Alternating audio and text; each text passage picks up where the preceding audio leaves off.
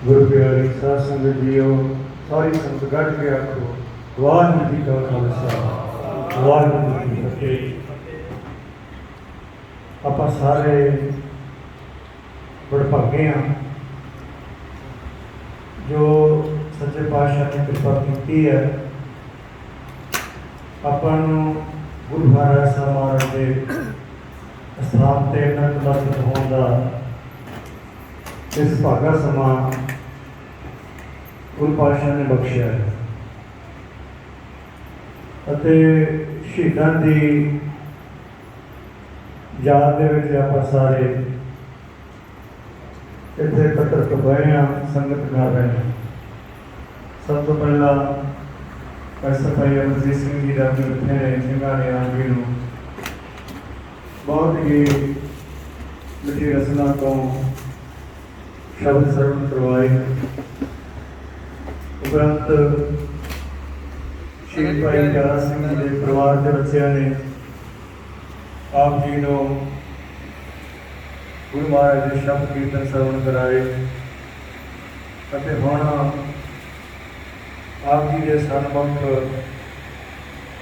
भाई साहब भाई गुरदेव सिंह जी गुरुद्वारा श्री मंडी साहब आलमगीर लुधियाने तो जिन्होंने हुण कथा विचारा द्वारा हाजी करनी है। सो बेनती करते हैं भाई साहब होना इस स्टेज से सुभाएमान होने की कृपा करन। शब्द सरवण कर रहे सारा कि सिंघां ने शब्द सरवण करवाया है। धन गुरु प्यारे तो गुरबाणी विच एक शब्द है। गुरु पातशाह जी कहते हैं कि अपनी सेवा आप कराए और न दूजा करसी। जिहड़ा गुरु है जो कृपा होवे तां गुरु का सिख गुरु की सेवा कर सकता। गुरु अंगद देव महाराज ने कृपा की, गुरु अमरदास जी ने उन्होंने अपनी सेवा आप कराई। तो साढ़े गल जीवन के बाद गल ही पर इस प्रकार मैं बहुत विस्तार में नहीं जाना क्योंकि भाई साहब जी स्पैशल ड्यूटी लग के इतने कथा विचारा करने वास्ते आए हैं। फिर इन्हों तो बाद जो हुक्म होगा तो 5-4 मिनट आप ले सकते हैं। सब तो पहला आप भाई साहब वाले इस्लाम के विचार और सरवण कराने हैं। इन्होंने बेनती को प्रवान करना। वाहिगुरू जी का खालसा वाहिगुरू जी।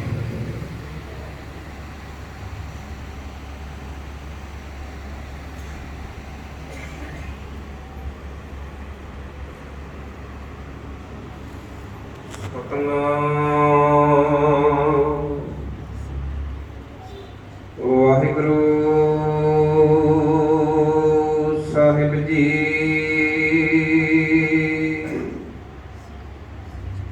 मरना मनसा सूरिया हक है। जो हुए मरहे परवानो सूरे से आगे आखिए। दर्द है पावै सती मानो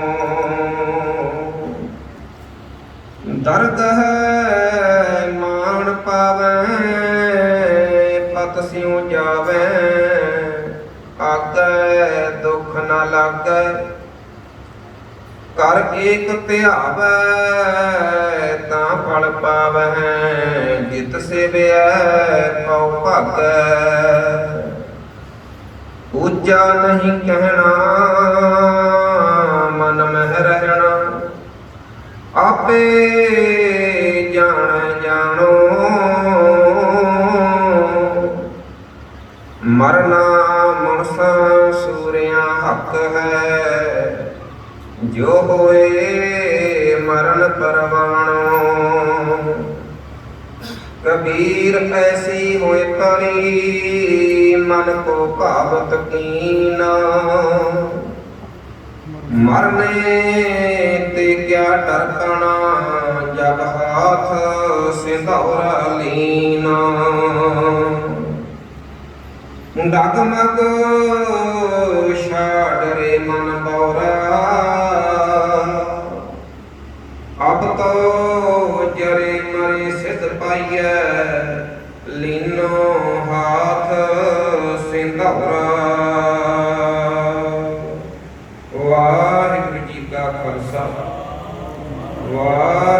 ਜੀ ਕੀ ਫਤਿਹ। ਜਬਰ ਸ਼ਤਰ ਤਖਤ ਦੇ ਮਾਲਕ ਧੰਨ ਸਤਿਗੁਰੂ ਸ੍ਰੀ ਗੁਰੂ ਗ੍ਰੰਥ ਸਾਹਿਬ ਜੀ ਦੀ ਪਾਵਨ ਪਵਿੱਤਰ ਹਜ਼ੂਰੀ ਅੰਦਰ ਧੰਨ ਧੰਨ ਗੁਰੂ ਹਰਿਰਾਏ ਪਾਤਸ਼ਾਹ ਜੀ ਦੇ ਪਵਿੱਤਰ ਮੁਬਾਰਕ ਚਰਨ ਕਮਲਾਂ ਦੇ ਨਾਲ ਸਾਜੀ ਨਵਾਜੀ ਹੋਈ ਪਾਵਨ ਪਵਿੱਤਰ ਧਰਤੀ ਇਤਿਹਾਸਕ ਸਥਾਨ ਤੇ ਪਿਆਰੀਆਂ ਵਡਭਾਗੀਆਂ ਨਾਨਕ ਨਾਮ ਲੈਵਾ ਸੰਗਤਾਂ ਮਹਾਨ ਸ਼ਹੀਦਾਂ ਨੂੰ ਯਾਦ ਕਰਦਿਆਂ ਹੋਇਆਂ, ਮਹਾਨ ਸ਼ਹੀਦ ਸਿੰਘਾਂ ਨੂੰ ਸ਼ਰਧਾਂਜਲੀ ਦਿੰਦਿਆਂ ਹੋਇਆਂ ਆਪ ਜੀ ਸਮਾਗਮ ਦੇ ਵਿੱਚ ਇਕੱਤਰ ਹੋਏ ਹੋ। ਅੰਮ੍ਰਿਤ ਬਾਣੀ ਦਾ ਕੀਰਤਨ ਆਪ ਜੀ ਨੇ ਸਰਵਣ ਕੀਤਾ। ਆਓ 13 ਅਪ੍ਰੈਲ 1978 ਦੇ ਸ਼ਹੀਦਾਂ ਨੂੰ ਆਪਾਂ ਅੱਜ ਚੇਤੇ ਕਰ ਰਹੇ ਹਾਂ। ਵਿਚਾਰ ਦੀ ਪ੍ਰਾਰੰਭਤਾ ਤੋਂ ਪਹਿਲਾਂ ਇੱਕ ਵਾਰੀ ਰਚਨਾ ਕਰੋ ਪਵਿੱਤਰ, ਜਿੱਥੇ ਤਨ ਕਰਕੇ ਹਾਜ਼ਰ ਹੈ ਉੱਥੇ ਮਨ ਕਰਕੇ ਹਾਜ਼ਰ ਹੋਈਏ, ਕਿਉਂਕਿ ਸਮਾਂ ਵੀ ਸੀਮਾ ਦੇ ਵਿੱਚ ਹੈ। ਤਨ ਕਰਕੇ ਅਤੇ ਮਨ ਕਰਕੇ ਹਾਜ਼ਰ ਹੋ ਕੇ ਵਿਚਾਰ ਆਪਾਂ ਨੇ ਸਰਵਣ ਕਰਨੀ ਹੈ। ਸਭ ਤੋਂ ਪਹਿਲਾਂ ਰਚਨਾ ਕਰੋ ਪਵਿੱਤਰ। ਪਿਆਰ ਸਤਿਕਾਰ ਸਾਹਿਬ ਆਖੋ ਜੀ। ਵਾਹਿਗੁਰੂ ਜੀ ਕਾ ਖਾਲਸਾ, ਵਾਹਿਗੁਰੂ ਜੀ ਕੀ ਫਤਿਹ। 13 ਅਪ੍ਰੈਲ 1978 ਜਥੇ ਦੇ ਸਿੰਘਾਂ ਨੂੰ ਸ਼ਹੀਦ ਕੀਤਾ ਗਿਆ। ਉਹਨਾਂ ਸ਼ਹੀਦ ਸਿੰਘਾਂ ਦੀ ਯਾਦ ਦੇ ਵਿੱਚ ਆਪਾਂ ਇਕੱਤਰ ਹੋਏ ਹਾਂ। ਵੈਸੇ ਮੈਂ ਇੱਕ ਪਹਿਲੀ ਬੇਨਤੀ ਇਹ ਕਰਦੇ ਹਾਂ, ਜਦੋਂ ਆਪਾਂ ਸਤਿਗੁਰੂ ਪਾਤਸ਼ਾਹ ਦੇ ਚਰਨਾਂ ਦੇ ਵਿੱਚ ਅਰਦਾਸ ਬੇਨਤੀ ਕਰਦੇ ਹਾਂ, ਸਿੱਖ ਅੰਮ੍ਰਿਤਸਰ ਦੇ ਦਰਸ਼ਨ ਅਤੇ ਇਸ਼ਨਾਨ ਦੀ ਮੰਗ ਕਰਦਾ ਹੈ। ਤੇ ਕਿੰਨੀਆਂ ਵਡਭਾਗੀਆਂ ਹੋਣਗੀਆਂ ਉਹ ਰੂਹਾਂ ਜਿਨ੍ਹਾਂ ਨੂੰ ਧੰਨ ਗੁਰੂ ਰਾਮਦਾਸ ਪਾਤਸ਼ਾਹ ਦੇ ਦਰ ਤੇ ਸ਼ਹਾਦਤ ਪ੍ਰਾਪਤ ਕਰਨ ਦਾ ਸੁਭਾਗ ਸਮਾਂ ਮਿਲ ਗਿਆ। ਪੰਥ ਦੇ ਵਿੱਚ ਇੱਕ ਬਹੁਤ ਵੱਡੀ ਵਿਚਾਰ ਆਉਂਦੀ ਹੈ। ਜਦੋਂ ਮੁਗਲਾਂ ਦਾ ਸਮਾਂ ਸੀ ਨਾ, ਮੁਗਲਾਂ ਦਾ ਸਿੱਖਾਂ ਦੇ ਸਿਰਾਂ ਦੇ ਮੁੱਲ ਪਏ ਹੋਏ ਸੀ, ਜ਼ਕਰੀਆ ਖਾਨ ਦਾ ਸਮਾਂ। ਉਸ ਸਮੇਂ ਇੱਕ ਮਾਈ, ਉਹਨੇ ਆਪਣੇ ਬੱਚੇ ਨੂੰ ਪੁੱਛੜ ਚੁੱਟਿਆ ਹੋਇਆ ਹੈ ਤੇ ਜਾ ਰਹੀ ਹੈ ਸ੍ਰੀ ਦਰਬਾਰ ਸਾਹਿਬ ਦੇ ਵੱਲ। ਸਿੱਖਾਂ ਦੇ ਦੀਵਾਨ ਸਨ ਕੌੜਾ ਮੱਲ ਜੀ, ਇਹਨਾਂ ਨੂੰ ਮਿੱਠਾ ਮੱਲ ਜੀ ਵੀ ਕਿਹਾ ਜਾਂਦਾ ਹੈ। ਉਹਨਾਂ ਕਿਹਾ, ਮਾਈ ਤੂੰ ਕਿੱਧਰ ਵਾਲੇ ਪਾਸੇ ਚੱਲੀ ਹੈ? ਆਪਣੇ ਬੱਚੇ ਨੂੰ ਚੁੱਕ ਕੇ, ਤੈਨੂੰ ਪਤਾ ਨਹੀਂ ਦਰਬਾਰ ਸਾਹਿਬ ਘੇਰੇ ਪਏ ਹੋਏ ਨੇ ਮੁਗਲਾਂ ਦੇ। ਦਰਬਾਰ ਸਾਹਿਬ ਨੂੰ ਮੁਗਲਾਂ ਨੇ ਫੌਜ ਨੇ ਘੇਰਿਆ ਹੋਇਆ, ਕੁਝ ਵੀ ਹੋ ਸਕਦਾ, ਗੋਲੀ ਚੱਲ ਸਕਦੀ ਹੈ। ਤੇ ਮਾਈ ਜੇਕਰ ਤੂੰ ਆਪਣੀ ਫਿਕਰ ਨਹੀਂ ਕਰਨੀ ਤੇ ਕਮ ਸੇ ਕਮ ਇਹ ਬੱਚੇ ਦਾ ਤੇ ਖਿਆਲ ਕਰ, ਆਪਣੇ ਬੱਚੇ ਨੂੰ ਤੇ ਨਾ ਲੈ ਕੇ ਜਾ। ਉਹ ਮਾਈ ਨੇ ਜਵਾਬ ਪਤਾ ਕੀ ਦਿੱਤਾ? ਉਹ ਕਹਿਣ ਲੱਗੀ, ਮੈਂ ਆਪਣੇ ਪੁੱਤ ਦਾ ਖਿਆਲ ਕੀਤਾ ਤਾਂ ਹੀ ਤੇ ਮੈਂ ਇਸ ਨੂੰ ਆਪਣੇ ਨਾਲ ਲੈ ਕੇ ਚੱਲੀ ਹਾਂ। ਉਹ ਕਹਿਣ ਲੱਗੇ, ਉਹ ਕਿਉਂ? ਮਾਤਾ ਕਹਿਣ ਲੱਗੀ, ਜਿੱਥੇ ਗੁਰੂ ਰਾਮਦਾਸ ਪਾਤਸ਼ਾਹ ਦੇ ਦਰਸ਼ਨ ਕਰਦਿਆਂ ਹੋਇਆਂ ਗੁਰੂ ਰਾਮਦਾਸ ਪਾਤਸ਼ਾਹ ਦੀ ਪਰਿਕਰਮਾ ਦੇ ਵਿੱਚ ਇੱਕ ਗੋਲੀ ਮੇਰੇ ਵੱਜੇਗੀ, ਮੈਂ ਗੁਰੂ ਰਾਮਦਾਸ ਪਾਤਸ਼ਾਹ ਦੇ ਦਰ ਤੇ ਪ੍ਰਵਾਨ ਹੋ ਜਾਵਾਂਗੀ ਨਾ, ਉੱਥੇ ਇੱਕ ਗੋਲੀ ਆਉਂਦੀ ਹੋਈ ਮੇਰੇ ਬੱਚੇ ਦੇ ਸੀਨੇ ਵਿੱਚ ਵੀ ਲੱਗੇ। ਮੈਂ ਚਾਹੁੰਦੀ ਹਾਂ ਮੇਰਾ ਛੋਟਾ ਜਿਹਾ ਪੁੱਤ ਵੀ ਗੁਰੂ ਰਾਮਦਾਸ ਪਾਤਸ਼ਾਹ ਦੇ ਦਰ ਤੇ ਪ੍ਰਵਾਨ ਹੋ ਜਾਵੇ। ਕਹਿਣ ਦਾ ਭਾਵ ਕਿ ਐਡਾ ਜਜ਼ਬਾ ਹੁੰਦਾ ਸੀ ਸਿੱਖਾਂ ਦੇ ਮਨਾਂ ਦੇ ਅੰਦਰ, ਧੰਨ ਗੁਰੂ ਰਾਮਦਾਸ ਪਾਤਸ਼ਾਹ ਦੇ ਦਰ ਤੇ ਸ਼ਹੀਦੀ ਪ੍ਰਾਪਤ ਕਰਕੇ ਪ੍ਰਵਾਨ ਹੋਣ ਦਾ। ਇੱਕ ਵਿਦਵਾਨ ਹੋਏ ਨੇ ਪ੍ਰੋਫੈਸਰ ਗੰਗਾ ਸਿੰਘ, ਸ਼ਾਇਦ ਕਿਸੇ ਨੇ ਆਪ ਦੇ ਵਿੱਚੋਂ ਪੜ੍ਹੇ ਹੋਣ। ਉਹ ਕਹਿੰਦੇ ਵੀ ਗੁਰੂ ਕੇ ਸਿੱਖਾਂ ਜਦੋਂ ਧੰਨ ਗੁਰੂ ਰਾਮਦਾਸ ਪਾਤਸ਼ਾਹ ਦੇ ਦਰ ਤੇ ਜਾਣਾ ਹੋਵੇ ਨਾ, ਕਹਿੰਦੇ ਭੱਜ ਕੇ ਜਾਵੀਂ, ਦੌੜ ਕੇ ਜਾਵੀਂ, ਪਰ ਕਹਿੰਦੇ ਇੱਕ ਚੇਤਾ ਰੱਖੀ, ਜਦੋਂ ਗੁਰੂ ਰਾਮਦਾਸ ਪਾਤਸ਼ਾਹ ਦੀ ਨਗਰੀ ਦੇ ਵਿੱਚ ਗੁਰੂ ਰਾਮਦਾਸ ਪਾਤਸ਼ਾਹ ਦੀ ਪਰਿਕਰਮਾ ਦੇ ਵਿੱਚ ਦਾਖਲ ਹੋ ਜਾਵੇਂ ਨਾ, ਉਦੋਂ ਤੇਜ਼ੀ ਨਾਲ ਨਾ ਤੁਰੀ, ਉਦੋਂ ਹੌਲੀ ਤੁਰੀ, ਕਦਮ ਹੌਲੀ ਹੌਲੀ ਪੁੱਟੀ, ਤੇਜ਼ੀ ਨਾ ਕਰੀ। ਕਿਸੇ ਨੇ ਪੁੱਛਿਆ ਕਿ ਭਾਈ ਸਾਹਿਬ ਜੀ ਕਿਉਂ?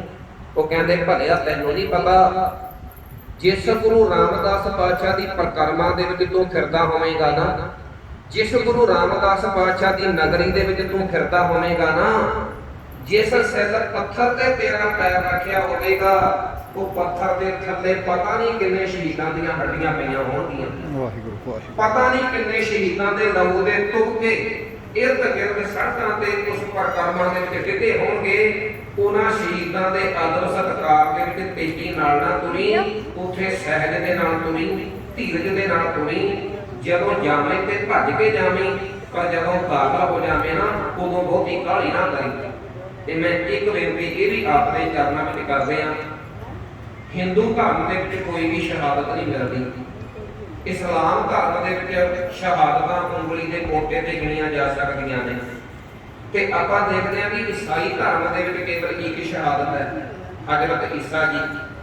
ਪਰ ਜਦੋਂ ਗੱਲ ਆਉਂਦੀ ਹੈ ਨਾ ਸਿੱਖ ਧਰਮ ਦੀ, ਸਿੱਖ ਧਰਮ ਦੇ ਵਿੱਚ ਇੰਨੀਆਂ ਸ਼ਹਾਦਤਾਂ ਨੇ ਵੀ ਇੱਥੇ ਸ਼ਹੀਦੀਆਂ ਦੇਣ ਵਾਲਿਆਂ ਦੀ ਗਿਣਤੀ ਉਹ ਨਹੀਂ ਕੀਤੀ ਜਾ ਸਕਦੀ। ਕਦੇ ਬਣਦੇ ਇਤਿਹਾਸ ਨਹੀਂ ਇਸ ਗੱਲੋਂ ਕਿ ਐਸੇ ਮਾਵਾਂ ਦੇ ਬਹੁਤੇ ਪੂਰ ਜੰਮੇ। ਆਉਣ ਵਾਲੀਆਂ ਨਸਲਾਂ ਨੇ ਪੁੱਛਣਾ ਹੈ ਕਿਹੜੀ ਕੌਮ ਨੇ ਕਿੰਨੇ ਰਸੂਲ ਜੰਮੇ। ਕੌਮਾਂ ਉਹੀ ਜੱਗ ਤੇ ਹੁੰਦੀਆਂ ਨੇ ਜਿਹੜੀਆਂ ਕੌਮਾਂ ਨੂੰ ਮਰਨ ਦਾ ਝੱਲ ਪੈ ਜੇ, ਮੁੱਲ ਪੈਂਦਾ ਅੰਤ ਕੁਰਬਾਨੀਆਂ ਦਾ, ਭਾਵੇਂ ਅੱਜ ਪੈ ਜੇ ਤੇ ਭਾਵੇਂ ਕੱਲ੍ਹ ਪੈ ਜੇ। ਇਹ ਮੈਂ ਇੱਕ ਗੱਲ ਹੋਰ ਵੀ ਆਪ ਨੂੰ ਯਾਦ ਦਿਵਾਉਣਾ ਚਾਹੁੰਦਾ, ਜਿਹੜਾ ਸ਼ਹੀਦ ਸ਼ਬਦ ਹੈ ਇਹ ਸਭ ਤੋਂ ਪਹਿਲਾਂ ਯਹੂਦੀ ਧਰਮ ਦੇ ਵਿੱਚ ਆਇਆ, ਯਹੂਦੀਆਂ ਦੇ ਸ਼ਹੀਦ ਹੋਏ ਨੇ। ਸਾਡੇ ਸਿੱਖ ਧਰਮ ਦੇ ਵਿੱਚ ਸ਼ਹੀਦ ਸ਼ਬਦ ਲੈ ਕੇ ਪਤਾ ਕੌਣ ਆਏ ਨੇ?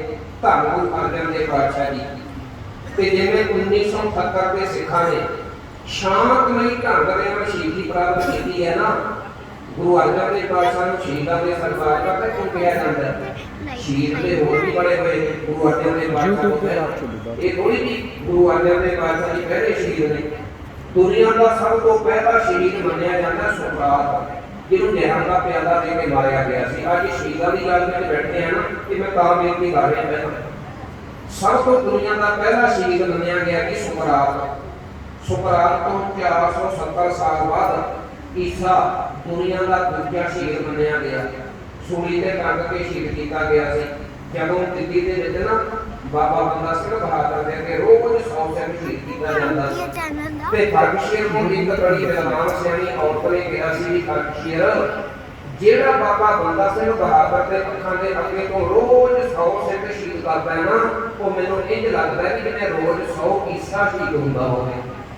ਉਹ ਕਹਿੰਦੀ ਹੈ ਕਿ 100 ਸਿੱਖ ਨਹੀਂ, ਮੈਨੂੰ ਇੰਝ ਲੱਗਦਾ ਵੀ ਜਿਵੇਂ 100 ਈਸਾ ਸੂਲੀ ਚੜ੍ਹਦਾ ਹੋਵੇ। ਈਸਾ ਦੂਜਾ ਸ਼ਹੀਦ ਮੰਨਿਆ ਜਾਂਦਾ। ਤੀਸਰਾ ਸ਼ਹੀਦ ਮੰਨਿਆ ਜਾਂਦਾ ਹਜ਼ਰਤ ਮੁਹੰਮਦ ਸਾਹਿਬ ਦਾ ਪੁੱਤਰਾ ਕਰਬਲੇ ਦੇ ਮੈਦਾਨ ਦੇ ਵਿੱਚ। ਕਦੇ ਸੁਣਿਆ ਕਰਬਲੇ ਦਾ ਮੈਦਾਨ? ਹਸਨ ਅਤੇ ਹੁਸੈਨ। ਇੱਥੇ ਵੀ ਮੈਂ ਇੱਕ ਬੇਨਤੀ ਕਰਨੀ ਚਾਹੁੰਦਾ, ਕਰਬਲੇ ਦੇ ਮੈਦਾਨ ਵਿੱਚ ਦੋ ਫੌਜਾਂ ਲੜੀਆਂ ਸੀ, ਇੱਕ ਸ਼ੀਆ ਤੇ ਇੱਕ ਸੁੰਨੀ। ਦੋ ਤਰ੍ਹਾਂ ਦੇ ਮੁਸਲਮਾਨ ਨੇ, ਇੱਕ ਸ਼ੀਆ ਤੇ ਇੱਕ ਸੁੰਨੀ। ਪਰ ਬੜੀ ਕਮਾਲ ਦੀ ਗੱਲ ਹੈ ਵੀ ਜਿਨ੍ਹਾਂ ਨੇ ਸ਼ਹਾਦਤਾਂ ਦਿੱਤੀਆਂ ਉਹ ਸ਼ੀਆ ਸੀ, ਪਰ ਸ਼ੀਆ ਰਾਜ ਨਹੀਂ ਕਰ ਸਕਦੇ। ਰਾਜ ਸੁੰਨੀਆਂ ਦਾ ਹੋਇਆ। ਔਰੰਗਜ਼ੇਬ ਸੁੰਨੀਆਂ ਦਾ ਬਾਦਸ਼ਾਹ ਸੀ, ਰਾਜ ਸੁੰਨੀਆਂ ਦਾ ਹੋਇਆ। ਕਰਬਲਾ ਦੀ ਜਿਹੜੀ ਲੜਾਈ ਹੈ ਉਹ ਸੀਨਾ ਵਾਸਤੇ ਮੇਲ ਪੱਥਰ ਸਾਬਤ ਨਹੀਂ ਹੋ ਸਕੀ। ਪਰ ਕਦੇ ਜੋਗੀ ਅੱਲਾ ਜਾਰਖਾਂ ਨੂੰ ਪੜ੍ਹੋ, ਉਹ ਕਹਿੰਦਾ ਸਿੱਖੋ ਜਿਹੜੀ ਚਮਕੌਰ ਬੜੀ ਦੀ ਜੰਗ ਹੈ ਉਹ ਸਿੱਖਾਂ ਵਾਸਤੇ ਇੱਕ ਮੀਲ ਪੱਥਰ ਸਾਬਤ ਹੁੰਦੀ ਹੈ। ਪਤਾ ਕਿਉਂ? ਜੇਕਰ ਚਮਕੌਰ ਬੜੀ ਹੈ ਨਾ ਤਾਂ ਗੁਰਦਾਸ ਨਗਰ ਦੀ ਗੜੀ ਹੈ। ਗੁਰਦਾਸ ਨਗਰ ਦੀ ਗੜੀ ਵਿੱਚ ਸਿੱਖਾਂ ਦੇ ਅੰਦਰ ਜਜ਼ਬਾ ਤਾਂ ਪੈਦਾ ਹੋਇਆ ਕਿ ਉਹਨਾਂ ਦੇ ਅੰਦਰ ਚਮਕੌਰ ਦੀ ਗੜੀ ਦਾ ਅਭਿਆਸ ਉਹਨਾਂ ਦੇ ਅੱਖਾਂ ਦੇ ਸਾਹਮਣੇ ਸੀ। ਜੇਕਰ ਚਮਕੌਰ ਦੀ ਗੜੀ ਹੈ ਤਾਂ ਸਾਰਾ ਗੜੀ ਹੈ। ਸਾਰਾ ਗੜੀ ਜਾਣਦੇ ਹੋ? ਮੁੱਠੀ ਭਰ ਸਿੱਖਾਂ ਨੇ 10,000 ਅਫਰੀਦੀਆਂ ਦੀਆਂ ਨੱਕ ਨਾਲ ਲਕੀਰਾਂ ਕਢਾ ਦਿੱਤੀਆਂ ਸੀ। ਉਹਨਾਂ ਦੀ ਯਾਦਗਾਰ ਬਣੀ ਹੋਈ ਹੈ ਇੰਗਲੈਂਡ ਦੇ ਵਿੱਚ।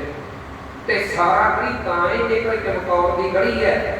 ਤੇ ਜਿਨ੍ਹਾਂ ਅੱਜ 13 ਜਾਂ 18 ਸਿੱਖਾਂ ਸ਼ਹੀਦਾਂ ਦੀ ਯਾਦ ਵਿੱਚ ਆਪਾਂ ਬੈਠੇ ਆ ਨਾ, ਉਹਨਾਂ ਦੇ ਅੰਦਰ ਵੀ ਸ਼ਹਾਦਤਾਂ ਦੇਣ ਦਾ ਜਜ਼ਬਾ ਤਾਂ ਪੈਦਾ ਹੋਇਆ ਜੇਕਰ ਉਹਨਾਂ ਦੇ ਉਹਨਾਂ ਦੀਆਂ ਅੱਖਾਂ ਦੇ ਅੱਗੇ ਵੀ ਚਮਕੌਰ ਦੀ ਗੜੀ ਦਾ ਅਭਿਆਸ। ਇੱਥੇ ਕੁਝ ਸਿੱਖਾਂ ਨੇ, ਕੁਝ ਗਿਣਤੀ ਦੇ ਸਿੱਖਾਂ ਨੇ ਗੁਰਮੁਖ ਪਿਆਰੇ ਉਹ ਬਲੰਦੀਆਂ ਪ੍ਰਾਪਤ ਕੀਤੀਆਂ ਨੇ।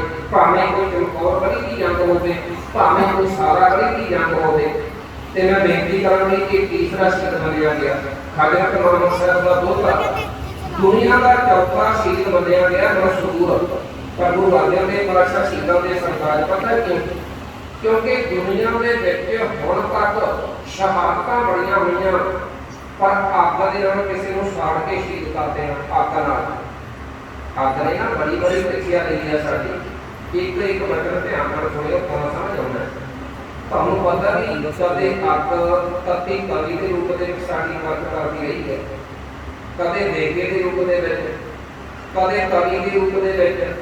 ਤੇ ਫਿਰ ਕਦੇ 84 ਦਾ ਸਮਾਂ ਹੁੰਦਾ ਆਉਣ ਵਾਲਾ ਜੂਨ ਮਹੀਨਾ 84 ਦੇ ਸਮੇਂ 84 ਦੇ ਸਮੇਂ ਕਿਤੇ ਗੁਰਮੁਖ ਪਿਆਰੇ ਸਿੱਖਾਂ ਦੇ ਗਲਾਂ ਦੇ ਵਿੱਚ ਟਾਇਰ ਪਾਏ ਗਏ, ਕਿਤੇ ਪੈਟਰੋਲ ਪਾਇਆ ਗਿਆ, ਕਿਤੇ ਗੁਰੂ ਤੇਗ ਬਹਾਦਰ ਪਾਤਸ਼ਾਹ ਦੇ ਸਮੇਂ ਇੱਕ ਸਿੱਖ ਨੂੰ ਭਾਈ ਸਾਡੀ ਦਰ ਨੂੰ ਰੂਪ ਦੇ ਵਿੱਚ ਬਰੇਟ ਕੇ ਸ਼ਹੀਦ ਕੀਤਾ ਗਿਆ। ਕਿਤੇ ਰੂਪ ਦੇ ਵਿੱਚ ਸਾਡੀ ਪੱਕ ਕਰਦੀ ਹੈ, ਕਿਤੇ ਟੈਰਾਂ ਦੇ ਰੂਪ ਦੇ ਵਿੱਚ, ਕਿਤੇ ਪੈਟਰੋਲ ਦੇ ਰੂਪ ਦੇ ਵਿੱਚ।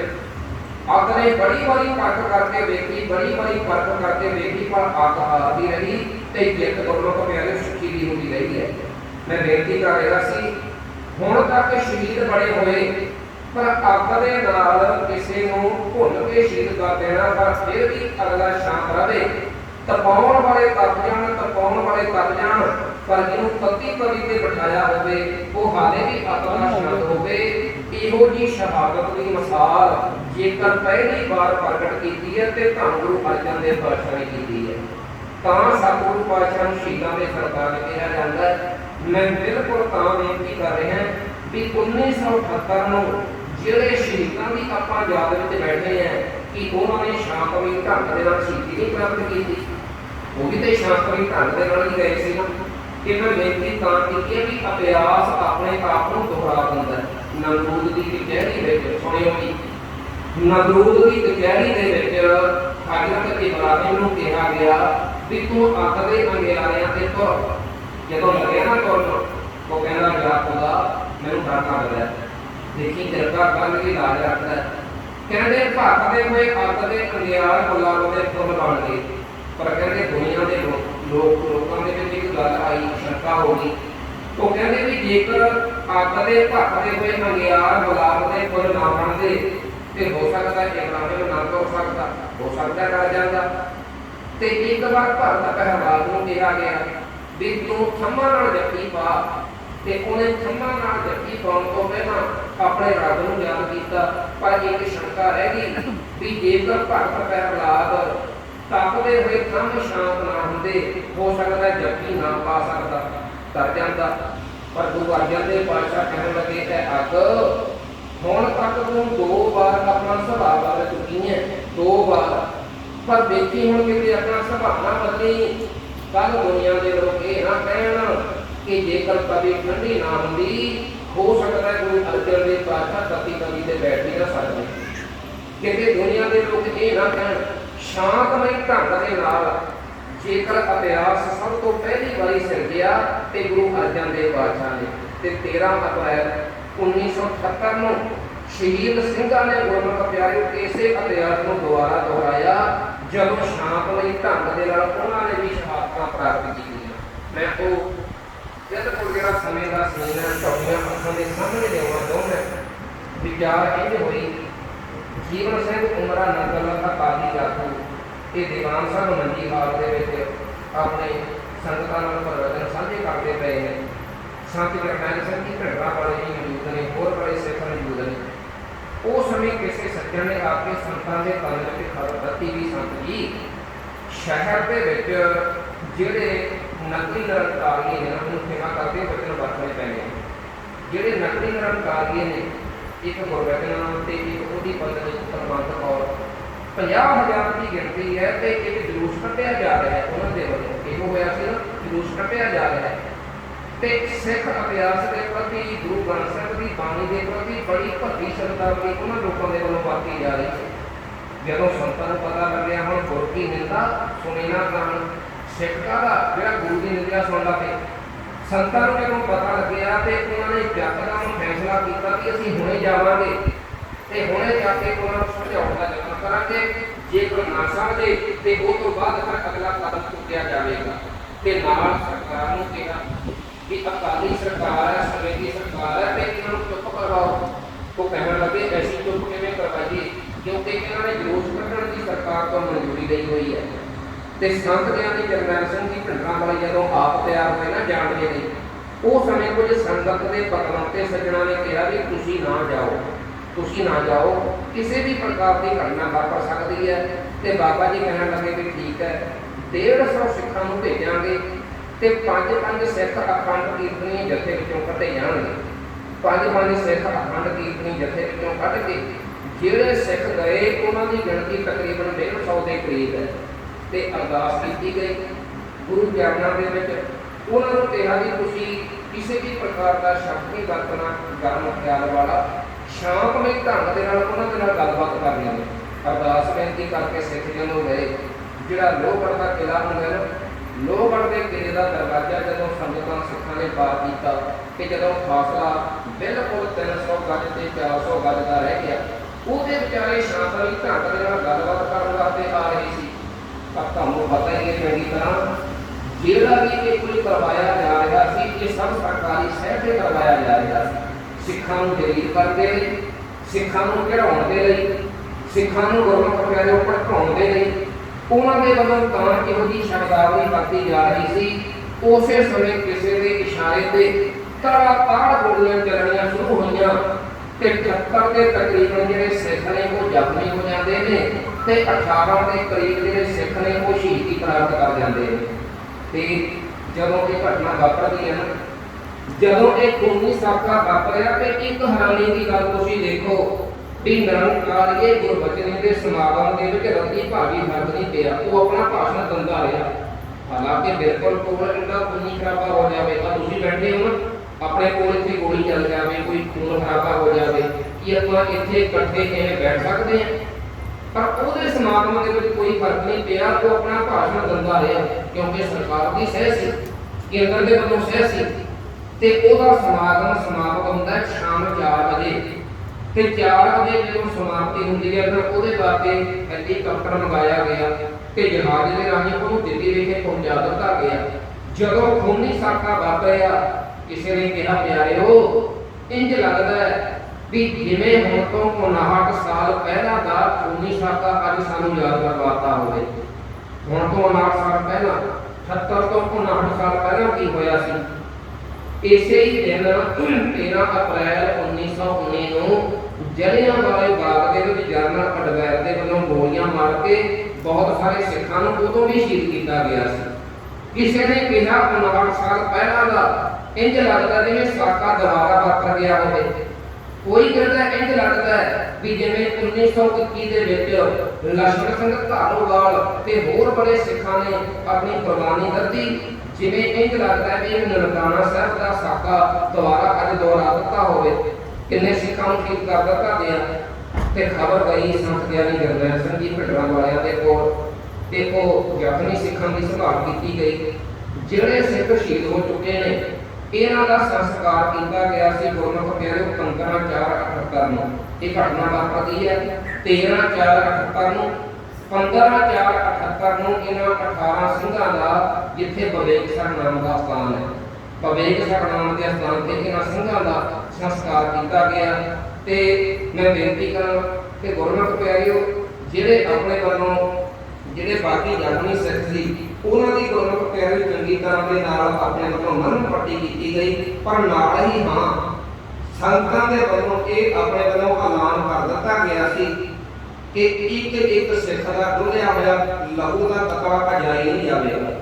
ਇਹਨਾਂ ਸਿੰਘਾਂ ਦੀ ਸ਼ਹਾਦਤ ਅਸੀਂ ਅਜਾਈ ਨਹੀਂ ਜਾਣ ਦੇਵਾਂਗੇ ਤੇ ਆਉਣ ਵਾਲੇ ਭਵਿੱਖ ਦੇ ਵਿੱਚ ਨਿਰੰਕਾਰੀਆਂ ਦਾ ਬਿਲਕੁਲ ਵੀ ਐਸੀ ਕੋਈ ਸਮਾਗਮ ਨਹੀਂ ਹੋਣ ਦੇਵਾਂਗੇ ਪੰਜਾਬ ਦੇ ਵਿੱਚ। ਇਹਨਾਂ ਨੂੰ ਬਿਲਕੁਲ ਵੀ ਜਲੂਸ ਵਗੈਰਾ ਨਹੀਂ ਕੱਢਣ ਦੇਵਾਂਗੇ। ਇਹ ਸੰਤ ਗਿਆਨੀ ਜਰਨੈਲ ਸਿੰਘ ਜੀ ਭਿੰਡਰਾਂ ਵਾਲਿਆਂ ਦੇ ਵੱਲੋਂ ਐਲਾਨ ਕਰ ਦਿੱਤਾ ਗਿਆ। ਇੱਕ ਵਕਤ ਆਉਂਦਾ ਜਦੋਂ ਇਹਨਾਂ ਦਾ ਸਿੱਖਾਂ ਦਾ ਸਤਿਕਾਰ ਕੀਤਾ ਗਿਆ ਤੇ ਫਿਰ ਇੱਕ ਵਕਤ ਆਉਂਦਾ ਕਿ 17/4/78 ਨੂੰ ਇਹਨਾਂ ਦੇ ਅੰਗੀਠੇ ਸੰਤੋਖੇ ਗਏ, ਜੋ ਇਹਨਾਂ ਦੇ ਆਪਸੀ ਫੁੱਲ ਜਿਹਨਾਂ ਨੂੰ ਫੁੱਲ ਵੀ ਕਹਿ ਦਿੰਦੇ ਆ, ਪਿਆਸਾ ਦਰਿਆ ਦੇ ਵਿੱਚ ਪ੍ਰਵਾਹ ਕੀਤੇ ਗਏ। 22/4/78 ਨੂੰ ਸਮੁੱਚੇ ਇਹਨਾਂ ਸ਼ਹੀਦਾਂ ਦੇ ਗੁਰਮਤਿ ਪਿਆਰੇ ਅਖੰਡ ਪਾਠਾਂ ਦੇ ਭੋਗ ਪਾਏ ਗਏ 22/4/78 ਨੂੰ। ਤੇ ਉਹ ਭੋਗ ਦੇ ਸਮੇਂ ਸੰਤ ਗਿਆਨੀ ਜਰਨੈਲ ਸਿੰਘ ਜੀ ਭਿੰਡਰਾਂ ਵਾਲਿਆਂ ਨੇ ਇੱਕ ਹੋਰ ਵਚਨ ਸੰਗਤਾਂ ਨਾਲ ਸਾਂਝਾ ਕੀਤਾ ਵੀ ਆਉਣ ਵਾਲੀ 14 ਮਈ ਨੂੰ ਵੱਧ ਤੋਂ ਵੱਧ ਗਿਣਤੀ ਵਿੱਚ ਇਕੱਤਰ ਹੋਵੋ ਤਾਂ ਕਿ ਮੁਰਾਰਜੀ ਦਸਾਈ, ਉਸ ਸਮੇਂ ਪ੍ਰਧਾਨ ਮੰਤਰੀ ਸੀ ਮੁਰਾਰਜੀ ਦਸਾਈ, ਉਹਦੀ ਕੋਠੀ ਦਾ ਘਰਾਓ ਕੀਤਾ ਜਾਵੇ। ਤੇ ਕਮਾਲ ਦੀ ਗੱਲ ਹੈ 18 ਸਿੰਘਾਂ ਨੂੰ ਚੇਤੇ ਕਰਦੇ ਆ, ਉਹਨਾਂ ਦੀ ਸ਼ਹਾਦਤ ਨੂੰ ਯਾਦ ਕਰਦੇ ਆ। ਜਿਹੜਾ ਪਰਿਵਾਰ ਹੈ ਨਾ, ਇਹ ਪਰਿਵਾਰ ਦੇ ਵੀ ਗੁਰਮਤਿ ਪਿਆਰੇ ਗੁਰਸਿੱਖ ਪਿਆਰੇ ਸਨ। ਭਾਈ ਸਾਹਿਬ ਭਾਈ ਪਿਆਰਾ ਸਿੰਘ ਜੀ ਜਿਨ੍ਹਾਂ ਦੀ ਉਹਨਾਂ ਸਿੰਘਾਂ ਦੇ ਨਾਲ ਸ਼ਹਾਦਤ ਹੁੰਦੀ ਹੈ। ਇਹਨਾਂ ਸਿੱਖਾਂ ਦੇ ਇੱਕ ਮੁਖੀ ਸਨ, ਉਹ ਮੁਖੀ ਦਾ ਨਾਮ ਸੀ ਭਾਈ ਫੌਜਾ ਸਿੰਘ ਜੀ। ਤੇ ਜਿਹੜੇ ਮੁਖੀ ਸੀ ਨਾ ਭਾਈ ਫੌਜਾ ਸਿੰਘ, ਇਹਨਾਂ ਨੂੰ ਆਪ ਗੋਲੀ DSP ਜੋਸ਼ੀ ਸੀ ਕੋਈ, ਮੈਂ ਪੜ੍ਹਿਆ DSP ਜੋਸ਼ੀ ਦੇ ਵੱਲੋਂ ਆਪ ਭਾਈ ਫੌਜਾ ਸਿੰਘ ਦੇ ਗੋਲੀ ਮਾਰੀ ਗਈ ਤੇ ਗੋਲੀ ਮਾਰ ਕੇ ਕਹਿੰਦਾ ਫੌਜਾ ਸਿਆਣਾ ਲੈ ਪਾਤਾ ਜਿਹੜਾ ਢੋਗ ਕਿਉਂਕਿ ਮੈਨੂੰ ਪਤਾ ਵੀ ਸਾਰੇ ਪੁਆੜੇ ਦੀ ਜੜ ਹੀ ਤੂੰ ਹੈ, ਤੂੰ ਹੀ ਇਹਨਾਂ ਨੂੰ ਇਕੱਠਾ ਕਰਕੇ ਲੈ ਕੇ ਆਇਆ ਹੋਵੇਗਾ। ਤੇ ਗੁਰਮਤਿ ਪਿਆਰਿਓ, ਇਹ ਪਰਿਵਾਰ ਦੇ ਭਾਈ ਪਿਆਰਾ ਸਿੰਘ ਜੀ ਉਹ ਵੀ ਸ਼ਹਾਦਤ ਪ੍ਰਾਪਤ ਕਰਦੇ ਨੇ ਕਿ ਉਸ ਸਮੇਂ 14 ਮਈ ਨੂੰ 5 ਲੱਖ ਤੋਂ ਵੱਧ ਸਿੱਖਾਂ ਦਾ ਇਕੱਠ ਹੋ ਗਿਆ ਪਿੰਡਾਂ ਦੇ ਵਿੱਚੋਂ।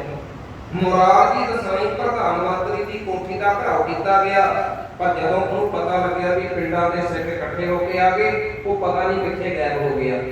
ਪਰ ਸੰਤਾਂ ਦੇ ਵੱਲੋਂ ਫਿਰ ਸੰਗਤਾਂ ਨੂੰ ਵਿਸ਼ਵਾਸ ਦਿਵਾਇਆ ਗਿਆ ਕਿ ਐਸੀ ਆਪਣੇ ਵੱਲੋਂ ਜਿਨ੍ਹਾਂ ਨੇ ਇਹੋ ਜਿਹਾ ਸਿੱਖਾਂ ਦੇ ਨਾਲ ਇਕਾਰਾ ਕੀਤਾ, ਆਉਣ ਵਾਲੇ ਭਵਿੱਖ ਦੇ ਅੰਦਰ ਉਹਨਾਂ ਜਾਮਨਾਂ ਨੂੰ ਸਜ਼ਾ ਜ਼ਰੂਰ ਮਿਲੇਗੀ। ਤੇ ਆਪ ਨੂੰ ਇਹ ਜ਼ਰੂਰ ਚੇਤੇ ਹੋਣਾ ਚਾਹੀਦਾ ਵੀ ਜਿਹੜਾ ਇਹ ਖੂਨੀ ਸਾਕਾ ਵਾਪਰਿਆ ਸੀ, ਖੂਨੀ ਸਾਕੇ ਦੇ ਵਿੱਚ ਇਹ ਕੇਸ ਚੱਲ ਗਿਆ ਸੀ ਕਰਨਾਲ, ਜਿਹੜਾ ਗੁਰਬਚਨ ਨਿਰੰਕਾਰੀ ਦਾ ਕੇਸ ਸੀ ਨਾ, ਇਹ ਜਿਹੜੇ ਆਪਣੇ ਖੇਮਾ ਕਰਿਓ ਜਿਹੜਾ 18 ਸਿੰਘਾਂ ਦੇ ਸ਼ਹੀਦ ਵਾਲਾ ਕੇਸ, ਇਹ ਚਲੇ ਗਿਆ ਸੀ ਕਰਨਾਲ। ਕਰਨਾਲ ਦੇ ਇੱਕ ਸੈਸ਼ਨ ਜੱਜ ਨੇ ਇਹਦੇ 64 ਚੇਲਿਆਂ ਨੂੰ ਤੇ ਨਿਰੰਕਾਰੀ ਗੁਰਬਚਨੇ ਨੂੰ ਆਪਣੇ ਵੱਲੋਂ ਬਰੀ ਕਰ ਦਿੱਤਾ ਸੀ। ਉਹ ਤੇ ਬੜਾ ਖੁਸ਼ ਵੀ ਬਰੀ ਹੋ ਗਿਆ, ਚੇਲੇ ਵੀ ਬਰੀ ਹੋ ਗਏ। ਪਰ ਉਹਨੂੰ ਇਹ ਨਹੀਂ ਸੀ ਪਤਾ ਵੀ ਗੁਰੂ ਹਰਗੋਬਿੰਦ ਪਾਤਸ਼ਾਹ ਦੇ ਸ੍ਰੀ ਅਕਾਲ ਤਖਤ ਸਾਹਿਬ ਨੇ ਤੈਨੂੰ ਬਰੀ ਨਹੀਂ ਕੀਤਾ। ਅਕਾਲ ਤਖਤ ਸਾਹਿਬ ਨੇ ਤੈਨੂੰ ਬਰੀ ਨਹੀਂ ਕੀਤਾ। ਅੱਛਾ ਜੀ, ਤੁਹਾਨੂੰ ਇਹ ਪਤਾ ਵੀ ਅਸਲ ਦੇ ਵਿੱਚ ਝਗੜਾ ਕਿਸ ਗੱਲ ਦਾ ਸੀ? ਨਿਰੰਕਾਰੀਆਂ ਦੇ ਨਾਲ। ਇਹ ਚੇਤਾ ਰੱਖਿਓ, ਇੱਕ ਰਾਧਾ ਸੁਆਮੀ ਤੁਸੀਂ ਜਾਣਦੇ ਹੋ, ਰਾਧਾ ਸੁਆਮੀਆਂ ਦੇ ਵੱਲੋਂ ਨਾ ਇੱਕ ਪੁਸਤਕ ਤਿਆਰ ਕੀਤੀ ਗਈ ਸੀ, ਅੱਜ ਵੀ ਹੈ, ਸਾਰ ਵਚਨ। ਪੁਸਤਕ ਦਾ ਨਾਮ ਹੈ ਸਾਰ ਵਚਨ। ਉਹਨਾਂ ਨੇ ਕੀ ਕਰਨਾ ਵੀ ਸਾਰ ਵਚਨ ਨਾਮ ਦੀ ਪੁਸਤਕ ਨੂੰ ਸ੍ਰੀ ਗੁਰੂ ਗ੍ਰੰਥ ਸਾਹਿਬ ਦੇ ਬਰਾਬਰ ਪ੍ਰਕਾਸ਼ ਕਰਨਾ ਸ਼ੁਰੂ ਕਰ ਦਿੱਤਾ ਰਾਧਾ ਸੁਆਮੀਆਂ ਨੇ। ਸਿੱਖਾਂ ਨੂੰ ਜਦੋਂ ਪਤਾ ਲੱਗਿਆ ਤੇ ਸਿੱਖਾਂ ਨੇ ਕਿਹਾ ਵੀ ਆਪਣੀ ਹਰਕਤ ਤੋਂ ਬਾਜ਼ ਆ ਜਾਓ, ਜੇਕਰ ਬਾਜ਼ ਨਾ ਆਏ ਤੇ ਫਿਰ ਸਾਨੂੰ ਸੁਧਾਰ ਕਰਨਾ ਆਉਂਦਾ, ਫਿਰ ਦੇਖ ਲਓ। ਤੇ ਉਹਦੇ ਹਟ ਗਏ। ਜਿਹੜਾ ਉਹ ਸਾਰ ਵਚਨ ਨਾਮ ਦੀ ਪੁਸਤਕ ਸੀ, ਗੁਰੂ ਗ੍ਰੰਥ ਸਾਹਿਬ ਦੇ ਬਰਾਬਰ ਉਹਨੂੰ ਪ੍ਰਕਾਸ਼ ਕਰਨ ਤੋਂ ਹਟ ਗਏ। ਤੇ ਇੱਕ ਗੁਰਮਤਿ ਪਿਆਰਿਓ ਨਾਮਧਾਰੀ, ਜਿਨ੍ਹਾਂ ਨੂੰ ਨਾਮਧਾਰੀ ਕੂਟੇ ਵੀ ਕਿਹਾ ਜਾਂਦਾ, ਇਹਨਾਂ ਦੇ ਵੱਲੋਂ ਵੀ ਇੱਕ ਗੁਰੂ ਗ੍ਰੰਥ ਸਾਹਿਬ ਦੇ ਬਰਾਬਰ ਪੱਤਰਾ ਪਾਠ ਦਾ ਰਿਵਾਜ ਚਾਲੂ ਕਰ ਲਿਆ ਸੀ। ਪੱਤਰਾ ਪਾਠ ਦਾ ਰਿਵਾਜ ਸਿੱਖਾਂ ਨੂੰ ਪਤਾ ਲੱਗਿਆ ਤੇ ਸਿੱਖਾਂ ਨੇ ਇਹਨਾਂ ਨੂੰ ਵੀ ਸਮਝਾਤਾ, ਇਹ ਵੀ ਸਮਝ ਗਏ। ਇਹ ਦੋ ਗੁਰੂ ਕੰਮ ਕਰਨ ਵਾਲੇ ਧੜੇ ਇਹ ਤਾਂ ਸਮਝ ਗਏ, ਪਰ ਆ ਜਿਹੜਾ ਨਕਲੀ ਨਿਰੰਕਾਰੀਆਂ ਵਾਲਾ ਧੜਾ ਸੀ ਇਹ ਨਹੀਂ ਸਮਝਿਆ। ਇਹਨਾਂ ਦੇ ਵੱਲੋਂ ਪਤਾ ਕਿ ਕੁਝ ਇਹੋ ਜਿਹੀਆਂ ਹਰਕਤਾਂ ਕੀਤੀਆਂ ਜਾਂਦੀਆਂ ਸੀ। ਇਹਨਾਂ ਦੀ ਇੱਕ ਪੁਸਤਕ ਹੈ ਅਵਤਾਰ ਬਾਣੀ, ਇੱਕ ਹੈ ਯੁਗ ਪੁਰਸ਼। ਯੁਗ ਪੁਰਸ਼ ਦੇ ਵਿੱਚ ਤੇ ਅਵਤਾਰ ਬਾਣੀ ਦੇ ਵਿੱਚ ਕਿੱਡਾ ਕੁਝ ਭੈੜਾ ਸ਼ਬਦਾਵਲੀ ਇਹਨਾਂ ਨੇ ਗੁਰੂ ਸਾਹਿਬਾਨਾਂ ਦੇ ਵੱਲੋਂ ਵਰਤੀ ਹੈ ਨਾ, ਮੈਂ ਕਹਿੰਦਾ ਵੀ ਪੜ੍ਹਨ ਵਾਲੇ ਦੇ ਰੋਂਗੜੇ ਖੜੇ ਹੋ ਜਾਂਦੇ ਨੇ। ਪਤਾ ਕੀ ਲਿਖਦਾ? ਉਹ ਕਹਿੰਦਾ ਵੀ ਗੁਰੂ ਨਾਨਕ ਦੇ ਪਾਤਸ਼ਾਹ ਜੀ ਦੇ ਬਰਾਬਰ ਮੈਂ ਹਾਂ। ਆਪਣੇ ਆਪ ਨੂੰ ਕਹਿੰਦਾ ਗੁਰਬਚਨ, ਕਹਿੰਦਾ ਮੈਂ ਗੁਰੂ ਨਾਨਕ ਦੇ ਪਾਤਸ਼ਾਹ ਦੇ ਬਰਾਬਰ ਮੈਂ ਹਾਂ। ਕਹਿੰਦਾ ਵੀ ਜਿਸ ਸਿੱਖ ਦਾ ਪਾਰ ਉਤਾਰਾ ਹਰਮੰਦਰ ਸਾਹਿਬ ਦੇ ਅੰਦਰ ਦਰਸ਼ਨ ਕਰਕੇ ਇਸ਼ਨਾਨ ਕਰਕੇ ਨਹੀਂ ਨਾ ਹੁੰਦਾ, ਉਹ ਮੇਰੇ ਕੋਲ ਆਵੇ, ਮੇਰੇ ਕੋਲ ਆਉਣ ਵਾਲੇ ਮੈਂ ਉਹਨਾਂ ਦਾ ਪਾਰ ਉਤਾਰਾ ਕਰਾਂਗਾ। ਤੇ ਇੱਕ ਇਹਨਾਂ ਦੀ ਪੁਸਤਕ ਹੈ ਯੁਗ ਪੁਰਸ਼। ਯੁਗ ਪੁਰਸ਼ ਦੇ ਵਿੱਚ ਉਹ ਦੱਸਦਾ, ਕਹਿੰਦਾ ਵੀ ਜਦੋਂ ਅਕਾਲ ਪੁਰਖ ਪਰਮਾਤਮਾ ਨੇ ਗੁਰੂ ਨਾਨਕ ਦੇ ਪਾਤਸ਼ਾਹ ਨੂੰ ਬੁਲਾਇਆ, ਰਾਮਚੰਦਰ ਜੀ ਨੂੰ ਬੁਲਾਇਆ, ਕ੍ਰਿਸ਼ਨ ਜੀ ਨੂੰ ਬੁਲਾਇਆ, ਗੁਰੂ ਦਸਮ ਪਾਤਸ਼ਾਹ ਨੂੰ ਬੁਲਾਇਆ, ਪਤਾ ਕੀ ਲਿਖਦਾ ਹੈ ਕਿ ਗੁਰੂ ਦਸਮ ਪਾਤਸ਼ਾਹ ਨੂੰ ਭਗਤੀ ਦਾ ਕੀ ਪਤਾ ਸੀ? ਉਹ ਤੇ ਇਕੱਲੀਆਂ ਜੰਗਾਂ ਕਰਦੇ ਰਹੇ, ਉਹਨਾਂ ਨੂੰ ਕੀ ਪਤਾ ਕਿ ਭਗਤੀ ਕੀ ਹੈ। ਤੇ ਸਿੱਖ ਕੌਮ ਤੇ ਕਮਲੀ ਹੈ, ਥਾਂ ਥਾਂ ਤੇ ਗੁਰਦੁਆਰੇ ਐਵੇਂ ਬਣਾਈ ਜਾਂਦੀ ਹੈ। ਮੈਂ ਕਹਿੰਦਾ ਵੀ ਜੇਕਰ ਤੁਸੀਂ ਪੜ੍ਹ ਲਓ ਨਾ, ਤੇ ਪੜ੍ਹਨ ਵਾਲਾ ਕਿੱਥੇ ਗੁਰਮੁਖ ਪਿਆਰੇ ਏਡੀ ਨਿੰਦਿਆ ਆਪਣੇ ਗੁਰੂ ਦੀ ਸਹਿਣ ਕਰ ਸਕਦਾ ਹੈ। ਉਹ ਕਹਿੰਦਾ ਵੀ ਅਕਾਲ ਪੁਰਖ ਪਰਮਾਤਮਾ ਨੇ ਬੁਲਾਇਆ ਵੀ ਤੁਹਾਨੂੰ ਕਲਯੁਗ ਦੇ ਵਿੱਚ ਇੱਕ ਵਾਰ ਦੁਬਾਰਾ ਜਾਣਾ ਪੈਣਾ। ਇਹ ਗੁਰਬਚਨ ਆਪ ਲਿਖਦਾ ਹੈ। ਉਹਨਾਂ ਦਾ ਮੁਖੀ ਇੱਕ ਅਵਤਾਰ ਸਿੰਘ, ਅਵਤਾਰ, ਉਹ ਅਵਤਾਰ ਬਾਣੀ ਦੇ ਵਿੱਚ ਆਪਣੇ ਵੱਲੋਂ ਉਹਨਾਂ ਦਾ ਮੁਖੀ ਆਪ ਲਿਖਦਾ ਹੈ। ਕਹਿੰਦਾ ਫਿਰ ਜਦੋਂ ਪਰਮਾਤਮਾ ਦੇ ਕੋਲ ਗੁਰੂ ਨਾਨਕ ਦੇ ਪਾਤਸ਼ਾਹ ਨੇ ਵੀ ਜਵਾਬ ਦੇ ਦਿੱਤਾ, ਗੁਰੂ ਦਸਮ ਪਾਤਸ਼ਾਹ ਨੇ ਵੀ ਜਵਾਬ ਦੇ ਦਿੱਤਾ ਵੀ ਅਸੀਂ ਤੇ ਜਾ ਆਏ, ਸਾਨੂੰ ਪਤਾ ਵੀ ਕਿੱਡਾ ਭੈੜਾ ਹਾਲ ਹੈ ਦੁਨੀਆ ਦੇ ਵਿੱਚ। ਤੇ ਉਹ ਸਮੇਂ ਫਿਰ ਅਕਾਲ ਪੁਰਖ ਪਰਮਾਤਮਾ ਨੇ ਮੈਨੂੰ ਸਮਾਜ ਦੇ ਵਿੱਚ ਭੇਜਿਆ ਤੁਹਾਡਾ ਪਾਰ ਉਤਾਰਾ ਕਰਨ ਦੇ ਲਈ। ਕਿਹੋ ਜਿਹੀਆਂ ਕੋਝੀਆਂ ਗੱਲਾਂ। ਹੁਣ ਦੇਖੋ ਜਿਹੜੇ ਹਿੰਦੂ ਵਿਚਾਰੇ ਨੇ 33 ਕਰੋੜ ਦੇਵੀ ਦੇਵਤਿਆਂ ਦੀ ਪੂਜਾ ਕਰਦੇ ਨੇ, ਸਿੱਖਾਂ ਨੇ ਕਦੇ ਕਿਹਾ ਕੋਈ ਗੱਲ ਨਹੀਂ, ਤੁਹਾਡਾ ਮੰਨਣਾ ਹੈ 33 ਕਰੋੜ ਦੇਵੀ ਦੇਵਤਿਆਂ ਨੂੰ ਤੇ ਮੰਨੀ ਜਾਓ। ਸੱਪਾਂ ਦੀ ਪੂਜਾ ਕਰਦੇ ਨੇ, ਰੁੱਖਾਂ ਦੀ ਪੂਜਾ ਕਰਦੇ ਨੇ, ਪਿੱਪਲਾਂ ਦੀ ਪੂਜਾ ਕਰਦੇ ਨੇ, ਸਿੱਖਾਂ ਨੇ ਕਦੇ ਕਿੰਤੂ ਕੀਤਾ? ਇਹਨਾਂ ਲੋਕਾਂ ਨਾਲ ਝਗੜਾ ਕੇਵਲ ਇੱਕੋ ਗੱਲ ਦਾ ਸੀ ਵੀ ਤੁਸੀਂ ਗੁਰੂ ਗ੍ਰੰਥ ਸਾਹਿਬ ਦੇ ਬਰਾਬਰ ਆਪਣੀਆਂ ਪੁਸਤਕਾਂ ਤੁਸੀਂ ਕਿਉਂ ਪ੍ਰਕਾਸ਼ ਕਰਦੇ ਹੋ? ਸਾਡੇ ਇਤਿਹਾਸ ਦੇ ਪ੍ਰਤੀ ਤੁਸੀਂ ਭੱਦੀ ਸ਼ਬਦਾਵਲੀ ਕਿਵੇਂ ਬੋਲਦੇ ਹੋ? ਸਾਡੇ ਗੁਰੂ ਸਾਹਿਬਾਨਾਂ ਦੇ ਪ੍ਰਤੀ ਭੱਦੀ ਸ਼ਬਦਾਵਲੀ ਬੋਲਣ ਦੀ ਤੁਹਾਡੀ ਹਿੰਮਤ ਕਿਵੇਂ ਹੋਈ? ਝਗੜਾ ਸਿਰਫ ਇਸ ਗੱਲ ਦਾ ਸੀ ਤੇ ਗੁਰਮੁਖ ਪਿਆਰਿਓ ਸਰਕਾਰ ਦੀ ਸਹਿ ਸੀ ਕਿ ਤੁਸੀਂ ਇੱਕ ਮੈਂ ਹੋਰ ਬੇਨਤੀ ਕਰਾਂ, ਗੁਰਬਚਨੇ ਨੇ ਨਾ ਜਿਵੇਂ ਗੁਰੂ ਕਲਗੀਧਰ ਪਾਤਸ਼ਾਹ ਦੇ 5 ਪਿਆਰੇ ਨੇ, ਉਹਨੇ ਕਿਹਾ ਕਹਿੰਦਾ ਗੁਰੂ ਦਸਮ ਪਾਤਸ਼ਾਹ ਨੇ 5 ਪਿਆਰੇ ਸਾਜੇ ਤੇ ਮੈਂ 5 ਸਿਤਾਰੇ ਸਾਜਾਂਗਾ, ਤੇ ਉਹਨੇ ਸਾਜੇ ਵੀ ਤੇ ਉਹਨੇ 5 ਆਪਣੇ ਮੁਖੀਆਂ ਦਾ ਨਾਮ ਜਖਿਆ ਕਰੋ 7 ਜਿਹੜੇ 7 ਸਿਤਾਰੇ ਸਾਜੇ ਨਾ ਗੁਰਬਚਨੇ ਨੇ, 7 ਸਿਤਾਰਿਆਂ ਦਾ ਨਾਮ ਪਤਾ ਕੀ ਰੱਖਿਆ? ਕਿਸੇ ਦਾ ਨਾਮ ਰੱਖਿਆ ਭਾਈ ਗੁਰਦਾਸ ਜੀ, ਕਿਸੇ ਦਾ ਨਾਮ ਰੱਖਿਆ ਬਾਬਾ ਬੁੱਢਾ ਜੀ, ਕਿਸੇ ਦਾ ਨਾਮ ਰੱਖਿਆ ਬਾਬਾ ਦੀਪ ਸਿੰਘ, ਕਿਸੇ ਦਾ ਨਾਮ ਰੱਖਿਆ ਭਾਈ ਮਨੀ ਸਿੰਘ ਜੀ। ਜਿਹੜੇ ਗੁਰੂ ਕਲਗੀਧਰ ਪਾਤਸ਼ਾਹ ਦੇ ਗੁਰੂ ਸਾਹਿਬਾਨਾਂ ਦੇ ਮੁਖੀ ਸਿੱਖ ਨੇ, ਮੁਖੀ ਸਿੱਖਾਂ ਦੇ ਨਾਮ ਤੇ ਉਸ ਗੁਰਬਚਨੇ ਵੱਲੋਂ 7 ਸਿਤਾਰੇ ਸਾਜੇ ਗਏ। ਕਹਿੰਦਾ ਤੁਹਾਡੇ ਗੁਰੂ ਨੇ 5 ਪਿਆਰੇ ਸਾਜੇ ਸੀ ਤੇ ਮੈਂ 7 ਸਿਤਾਰੇ ਸਾਜ ਦਿੱਤੇ। ਜਿਹੜਾ ਰੋਕਣਾ ਚਾਹੁੰਦਾ ਤੇ ਆ ਕੇ ਰੋਕ ਲਾ ਦੇ। ਸਿੱਖਾਂ ਦੀ ਸਿਰਫ ਇੱਕੋ ਲੜਾਈ ਸੀ ਤੇ ਇਹ ਲੜਾਈ ਤਾਂ ਸੀ ਕਿ ਤੁਸੀਂ ਸਾਡੇ ਗੁਰੂ ਦੇ ਪ੍ਰਤੀ, ਗੁਰਬਾਣੀ ਦੇ ਪ੍ਰਤੀ, ਸਾਡੇ ਇਤਿਹਾਸ ਦੇ ਪ੍ਰਤੀ ਤੁਸੀਂ ਭੱਦੀ ਸ਼ਬਦਾਵਲੀ ਕਿਉਂ ਵਰਤਦੇ ਹੋ? ਬੜੀ ਵਾਰੀ 1964 ਤੋਂ ਇਹ ਝਗੜਾਂ ਚੱਲਦੀਆਂ ਹੁੰਦੀਆਂ ਨੇ, ਇਹ ਵੀ ਚੇਤਾ ਰੱਖੇ। 1964 ਤੋਂ ਮੈਂ ਬੇਨਤੀ ਕਰ ਰਿਹਾ ਸੀ ਵੀ ਕੋਰਟ ਨੇ ਤੇ ਭਾਵੇਂ ਉਹਨੂੰ ਬਰੀ ਕਰ ਦਿੱਤਾ ਪਰ ਅਕਾਲ ਤਖਤ ਸਾਹਿਬ ਨੇ ਬਰੀ ਨਹੀਂ ਸੀ ਕੀਤਾ। 2 ਵਾਰ ਪਹਿਲਾਂ ਹਮਲੇ ਹੋਏ, ਬਚ ਜਾਂਦਾ ਰਿਹਾ, ਪਰ ਤੀਸਰੀ ਵਾਰ ਇੱਕ ਮੌਕਾ ਆਇਆ, ਗੁਰੂ ਨੇ ਇਹੋ ਜਿਹੀ ਖੇਡ ਵਰਤਾਈ ਵੀ ਇਹ ਆਪਣੇ ਹੀ ਜਿਹੜਾ ਇਹਦਾ ਨਿਰੰਕਾਰੀ ਭਵਨ ਹੈ, ਸਤਸੰਗ ਨਿਰੰਕਾਰੀ ਭਵਨ, ਉਹਦੇ ਅੰਦਰ ਇੱਕ ਸਵੇਰ ਆਪਣੇ ਵੱਲੋਂ ਇਹ ਅੰਦਰੋਂ ਬਾਹਰ ਆ ਰਿਹਾ ਹੈ ਤੇ ਕਿਸੇ ਗੁਰੂ ਦੇ ਸਿੱਖ ਨੇ ਤਾੜ ਕਰਦੀਆਂ ਹੋਈਆਂ ਗੋਲੀਆਂ ਇਹਦੇ ਹਿੱਕ ਦੇ ਵਿੱਚ ਦਾਗ ਦਿੱਤੀਆਂ। ਇਹਦੀ ਘਰ ਵਾਲੀ ਕੁਲਵੰਤ ਕੌਰ ਦੇ ਵੀ ਗੋਲੀਆਂ ਦਾਗ ਦਿੱਤੀਆਂ ਤੇ ਦੋਹਾਂ ਨੂੰ ਗੁਰਮੁਖ ਪਿਆਰੇ ਨਰਕ ਭੇਜ ਦਿੱਤਾ। ਇੱਕ ਬੇਨਤੀ ਚੇਤਾ ਰੱਖਿਓ, ਗੁਰੂ ਦੀ ਬਿਆਦਬੀ ਕਰਨ ਵਾਲਾ ਕੋਈ ਬਹੁਤਾ ਲੰਮਾ ਸਮਾਂ ਨਹੀਂ ਟਿਕ ਸਕਿਆ। ਦਰਬਾਰ ਸਾਹਿਬ ਦੇ 5 ਵਾਰ ਹਮਲੇ ਹੋਏ ਨੇ, 5 ਵਾਰ। ਪਤਾ 1803 ਵਿੱਚ ਮੱਸੇ ਰੰਗੜ ਨੇ ਬਿਆਦਬੀ ਕੀਤੀ ਸੀ ਤੇ ਮੱਸੇ ਰੰਗੜ ਨੇ ਕਿੰਨੇ ਦਿਨ ਕੱਟੇ ਤੁਹਾਨੂੰ ਪਤਾ ਹੀ ਹੈ। ਮੱਸੇ ਰੰਗੜ ਦਾ ਸਿਰ ਅਗਲੇ ਵੱਢ ਕੇ ਉਹ ਬੀਕਾਨੇਰ ਲੈ ਗਏ, ਪਤਾ ਵੀ ਨਹੀਂ ਲੱਗਿਆ। ਤੇ ਫਿਰ 1810 ਦੇ ਵਿੱਚ ਮੰਨੂ ਦਾ ਸਮਾਂ ਆ ਗਿਆ, ਮੀਰ ਮੰਨੂ ਦਾ, ਤੇ ਮੀਰ ਮੰਨੂ ਕਿੰਨਾ ਕੁ ਸਮਾਂ ਕੱਢ ਸਕਿਆ। ਫਿਰ 1814 ਦੇ ਵਿੱਚ ਤੀਜੀ ਵਾਰ ਇਹ ਚੇਤਾ ਰੱਖਿਓ, 1814 ਦੇ ਵਿੱਚ ਤੇ 1819 ਦੇ ਵਿੱਚ ਅਹਿਮਦ ਸ਼ਾਹ ਅਬਦਾਲੀ ਤੇ ਅਬਦਾਲੀ ਵੀ ਫਿਰ ਬਹੁਤਾ ਲੰਮਾ ਸਮਾਂ ਨਹੀਂ ਗੁਰਮੁਖ ਪਿਆਰੇ ਕੱਢ ਸਕਿਆ ਤੇ 5ਵੀਂ ਵਾਰ ਸਮੇਂ ਦੀ ਸਰਕਾਰ ਦੇ ਵੱਲੋਂ ਹਮਲਾ ਕੀਤਾ ਗਿਆ।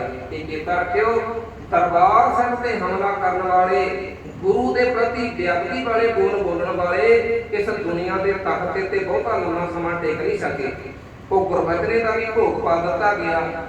ਆਉਣ ਵਾਲੇ ਸਮੇਂ ਦੇ ਵਿੱਚ ਨਾ ਕੁਝ ਹੀ ਦਿਨਾਂ ਦੇ ਵਿੱਚ ਆਪਾਂ 84 ਦੇ ਸਮੇਂ ਨੂੰ ਬੀਤੇ ਕਰਦੇ ਹਾਂ। 84 ਦਾ ਉਹ ਸਮਾਂ ਮੈਂ ਕੁਝ ਬੇਨਤੀਆਂ ਉਹ ਵੀ ਆਪਾਂ ਸਾਂਝੀਆਂ ਕਰਨਾ ਚਾਹੁੰਦਾ, ਥੋੜਾ ਧਿਆਨ ਦੇ ਕੇ ਸਰਵਣ ਕਰਿਓ। ਇਹ ਪਿਆਰੇ ਭਰਾਵੋ ਚੇਤਾ ਰੱਖਿਓ ਕਿ ਸਾਡੇ ਇਤਿਹਾਸ ਦੇ ਵਿੱਚ ਨਾ 3 ਘੱਲੂਘਾਰੇ ਨੇ। ਮੈਂ ਤੇ ਇਹ ਬੇਨਤੀ ਕਰਦਾ, ਹੈਰਾਨ ਹੋਈਦਾ ਵੀ ਸਾਡੇ ਹੁਣੇ ਬੇਨਤੀ ਪਹਿਲਾਂ ਕੀਤੀ ਸੀ ਕਿ ਸਾਡੇ ਕੌਮ ਦੇ ਵਿੱਚ ਇੰਨੀਆਂ ਸ਼ਹਾਦਤਾਂ। ਇੱਕ ਹੋਰ ਬੇਨਤੀ ਕਰਾਂ, ਸਾਡੇ ਕੌਮ ਦੇ ਵਿੱਚ ਸ਼ਹਾਦਤਾਂ ਬੜੀਆਂ ਨੇ ਪਰ ਕਿਸੇ ਵੀ ਹੁਣ ਤੁਸੀਂ ਬੈਠੇ ਹੋ ਨਾ, ਕਿਸੇ ਨੂੰ ਵੀ ਬਾਂਹ ਤੇ ਪਕੜ ਕੇ ਕਹੋ ਵੀ 10 ਸਿੱਖਾਂ ਸ਼ਹੀਦਾਂ ਦੇ ਤੁਸੀਂ ਨਾਮ ਦੱਸ ਦਿਓ ਤੇ ਨਾਮ ਦੱਸਣ ਦੇ ਵੀ ਯਾਦ ਨਹੀਂ। ਬਾਬਾ ਬੰਦਾ ਸਿੰਘ ਬਹਾਦਰ ਦੀ ਸ਼ਹਾਦਤ ਹੁੰਦੀ ਹੈ 1716 ਦੇ ਵਿੱਚ, ਇੱਕ ਨੋਟ ਕਰਿਓ ਵੀ ਪੁਆਇੰਟ, 1716 ਦੇ ਵਿੱਚ ਬਾਬਾ ਬੰਦਾ ਸਿੰਘ ਜੀ ਬਹਾਦਰ ਦੀ ਸ਼ਹਾਦਤ ਹੁੰਦੀ ਹੈ। 1716 ਤੋਂ ਲੈ ਕੇ 1765 ਤੱਕ ਕੁਝ ਹੀ ਸਾਲਾਂ ਦੇ ਵਿੱਚ ਤੁਸੀਂ ਹੈਰਾਨ ਹੋਵੋਗੇ 2 ਲੱਖ ਤੋਂ ਵੱਧ ਸਿੱਖਾਂ ਦੀਆਂ ਸ਼ਹੀਦੀਆਂ ਨੇ, 2 ਲੱਖ ਤੋਂ ਵੱਧ। ਪਰ ਨਾਮ ਸਾਨੂੰ 10 ਸਿੱਖਾਂ ਦੇ ਵੀ ਯਾਦ ਨੇ। ਸ਼ਹਾਦਤਾਂ ਕਿੰਨੀਆਂ ਨੇ ਇਹ ਗਿਣਤੀ ਨਹੀਂ ਕੀਤੀ ਜਾ ਸਕਦੀ। ਮੈਂ ਬੇਨਤੀ ਕਰਾਂ ਵੀ 3 ਘੱਲੂਘਾਰੇ ਨੇ। ਤੁਹਾਨੂੰ ਪਤਾ ਵੀ ਪਹਿਲਾ ਘੱਲੂਘਾਰਾ ਕਦੋਂ ਵਾਪਰਿਆ? ਜ਼ਕਰੀਆ ਖਾਨ ਦੇ ਸਮੇਂ 1746 ਦੇ ਵਿੱਚ ਇਹ ਪਹਿਲਾ ਘੱਲੂਘਾਰਾ 10,000 ਗਿਣਤੀ ਦਾ ਸਿੱਖ ਸ਼ਹੀਦ ਹੋਇਆ ਜ਼ਕਰੀਆ ਖਾਨ ਦੇ ਸਮੇਂ। ਕਿਸੇ ਕੌਮ ਨੂੰ ਜੇ ਕਿਸੇ ਕੌਮ ਦਾ ਨੁਕਸਾਨ ਹੋ ਜਾਏਗਾ ਨਾ, ਕਿਸੇ ਕੌਮ ਨੂੰ ਉੱਠਣ ਦੇ ਲਈ ਘੱਟੋ ਘੱਟ 30-35 ਸਾਲਾਂ ਦਾ ਸਮਾਂ ਚਾਹੀਦਾ ਹੈ। ਪਰ 1746 ਵਿੱਚ 16 ਜੋੜ ਕੇ ਵੇਖੋ ਕਿੰਨਾ ਬਣ ਜਾਂਦਾ ਹੈ 1762। ਤੇ ਤੁਹਾਨੂੰ ਪਤਾ ਵੀ 1762 ਵਿੱਚ ਕੀ ਹੋਇਆ ਸੀ? ਤੁਹਾਨੂੰ ਪਤਾ ਹੈ 1762 ਦੇ ਵਿੱਚ। ਆਓ ਜਾਓ ਕਦੇ ਮਲੇਰਕੋਟਲੇ ਦੇ ਕੋਲ, ਉੱਥੇ ਦੋ ਪਿੰਡ ਨੇ, ਕੁੱਪ ਤੇ ਹੀਰਾ। ਕੋਪਰ ਹੀਰੇ ਦੇ ਵਿੱਚ ਤੇ ਕਮਾਲ ਹੈ ਅਹਿਮਦ ਸ਼ਾਹ ਅਬਦਾਲੀ ਦੀ ਵੀ ਕਿੱਡਾ ਬਲਵਾਨ ਹੋਵੇਗਾ। ਲਾਹੌਰ ਤੋਂ ਚੱਲ ਕੇ ਉਹਨੇ 36 ਘੰਟੇ ਦੇ ਵਿੱਚ ਤੇ ਕਿੰਨੇ ਗੁਰਮੁਖ ਪਿਆਰੇ, ਕਿੰਨੇ 100 ਕਿਲੋਮੀਟਰ ਦਾ ਪੈਂਡਾ ਬਣ ਜਾਂਦਾ ਹੈ। ਤਕਰੀਬਨ 1.5 ਦਿਨ ਦੇ ਵਿੱਚ ਉਹਨੇ ਪੂਰਾ ਕਰ ਲਿਆ। ਲਾਹੌਰ ਤੋਂ ਮਾਰੋ ਮਾਰ ਕਰਦਾ ਚੱਲ ਗਿਆ ਆ। ਤੇ ਉਹ ਘੱਲੂਘਾਰੇ ਦੇ ਵਿੱਚ ਤਕਰੀਬਨ 16 ਸਾਲ ਹੀ ਲੰਘੇ ਨੇ। ਹਲੇ ਪਹਿਲਾ ਘੱਲੂਘਾਰਾ ਹੋਇਆ 1746 ਦੇ ਵਿੱਚ। ਤੇ ਉਹ ਘੱਲੂਘਾਰੇ ਦੇ ਵਿੱਚ 30 ਤੋਂ ਲੈ ਕੇ 50,000 ਦੀ ਗਿਣਤੀ ਦੇ ਸਿੱਖ ਸ਼ਹੀਦ ਹੁੰਦੇ ਨੇ। ਪਟਿਆਲੇ ਤੱਕ ਲਾਸ਼ਾਂ ਪਈਆਂ ਸੀ ਸਿੱਖਾਂ ਦੀਆਂ, ਬਰਨਾਲੇ ਤੱਕ। ਤੇ ਜਦੋਂ ਅਹਿਮਦ ਸ਼ਾਹ ਅਬਦਾਲੀ ਨੇ ਸਿੱਖਾਂ ਦਾ ਕਤਲੇਆਮ ਕੀਤਾ ਨਾ, ਉਹਨੇ ਪਹਿਲਾਂ ਮਰਾਠਿਆਂ ਦਾ ਲੱਕ ਤੋੜਿਆ ਸੀ ਪਾਣੀਪਤ ਦੀ ਲੜਾਈ ਵਿੱਚ। ਜਦੋਂ ਮਰਾਠਿਆਂ ਦਾ ਲੱਕ ਤੋੜਿਆ ਸੀ ਨਾ ਅਬਦਾਲੀ ਨੇ, ਉਹ ਇੱਕ ਗੱਲ ਕਹਿ ਕੇ ਗਿਆ ਸੀ, ਕਹਿੰਦਾ ਜਿਹੜੇ ਇਹ ਮਰਾਠੇ ਨੇ, ਇਹ ਮਰਾਠੇ ਕੌਮ ਦੁਨੀਆ ਵਿੱਚ ਹੁਣ ਦੁਬਾਰਾ ਕਦੇ ਉੱਠ ਨਹੀਂ ਸਕਣਗੇ ਤੇ ਉੱਠ ਵੀ ਨਹੀਂ ਸਕੇ। ਜਦੋਂ ਉਹਨੇ ਸਿੱਖਾਂ ਦਾ ਕਤਲੇਆਮ ਕੀਤਾ ਨਾ ਕੋਪਰ ਹੀਰੇ, ਸਿੱਖਾਂ ਦਾ ਕਤਲੇਆਮ ਕਰਕੇ ਉਹਨੇ ਇੱਕ ਗੱਲ ਕਹੀ, ਕਹਿੰਦਾ ਇਹ ਕੌਮ ਅੱਬਲਵਾ ਤੇ ਉੱਠਦੀ ਨਹੀਂ ਮਰਾਠਿਆਂ ਦੀ ਤਰ੍ਹਾਂ। ਜੇਕਰ ਉੱਠੇਗੀ ਤੇ ਇਹਨੂੰ ਘੱਟੋ ਘੱਟ 3 ਸਦੀਆਂ ਦਾ ਸਮਾਂ ਲੱਗੇਗਾ, 3 ਸਦੀਆਂ ਦਾ। ਉਹਨੇ 3 ਸਦੀਆਂ ਕਿਹਾ। ਫਰਵਰੀ ਦੇ ਵਿੱਚ ਘੱਲੂਘਾਰਾ ਵਾਪਰਿਆ, ਮਾਰਚ, ਅਪ੍ਰੈਲ, ਮਈ, ਉਹ 3 ਸਦੀਆਂ। ਕਹਿੰਦਾ ਵੀ 3 ਸਦੀਆਂ ਸਿੱਖ ਨਹੀਂ ਉੱਠ ਸਕਦੇ। ਤੇ ਸਿੱਖਾਂ ਨੇ 3 ਮਹੀਨੇ ਨਹੀਂ ਪੈਣ ਦਿੱਤੇ। 3 ਮਹੀਨਿਆਂ ਵਿੱਚ ਇਕੱਠਿਆਂ ਹੋ ਕੇ ਇਹਦੇ ਬਿਠਾਏ ਹੋਏ ਜੈਨ ਖਾਨ ਨੂੰ ਖਦੇੜ ਦਿੱਤਾ, ਸਰਹੰਦ ਨੂੰ ਫਤਿਹ ਕਰ ਲਿਆ। ਸਿੱਖਾਂ ਨੇ ਜਦੋਂ ਸਰਹੰਦ ਫਤਿਹ ਕਰ ਲਈ, ਉਹ ਜੈਨ ਖਾਨ ਕਹਿੰਦਾ ਅਬਦਾਲੀ ਤੂੰ ਜਿਹੜੀ ਕੌਮ ਨੂੰ ਕਹਿੰਦਾ ਸੀ ਕਿ 3 ਸਦੀਆਂ ਨਹੀਂ ਉੱਠ ਸਕਦੀ, ਉਹਨਾਂ ਨੇ ਤੇ ਕਮਲਿਆ 3 ਮਹੀਨੇ ਨਹੀਂ ਪੈਣ ਦਿੱਤੇ। ਤੂੰ 3 ਸਦੀਆਂ ਦੀ ਗੱਲ ਕਰਦਾ, ਉਹਨਾਂ ਨੇ 3 ਮਹੀਨੇ ਨਹੀਂ ਪੈਣ ਦਿੱਤੇ। ਤੇ ਇਹ ਉਹ ਕੌਮ ਹੈ, ਤੂੰ ਭੁਲੇਖੇ ਵਿੱਚ ਹੈ। ਇਹ ਕੌਮ ਨੂੰ ਜਿੰਨਾ ਕੱਟਿਆ ਜਾਂਦਾ ਹੈ। ਮੰਨੂ ਤੇਰੀ ਦਾਤਰੀ ਅਸੀਂ ਮੰਨੂ ਦੇ ਸੋਏ, ਜਿਉਂ ਜਿਉਂ ਮੰਨੂ ਵੱਢਦਾ ਅਸੀਂ ਧੂਮ ਸੁਗਾਏ ਗਏ। ਅਬਦਾਲੀ ਦਾ ਭੁਲੇਖਾ ਦੂਰ ਕਰ ਦਿੱਤਾ। ਇਹ ਦੂਸਰਾ ਘੱਲੂਘਾਰਾ। ਤੇ ਦੂਸਰੇ ਘੱਲੂਘਾਰੇ ਤੋਂ ਤਕਰੀਬਨ 222 ਸਾਲ ਬਾਅਦ 1762 ਵਿੱਚ 222 ਜੋੜ ਕਰੋ ਕੀ ਆਉਂਦਾ 1984। 1984 222 ਸਾਲ ਬਾਅਦ ਤੀਸਰਾ ਘੱਲੂਘਾਰਾ ਵਾਪਰਦਾ ਹੈ।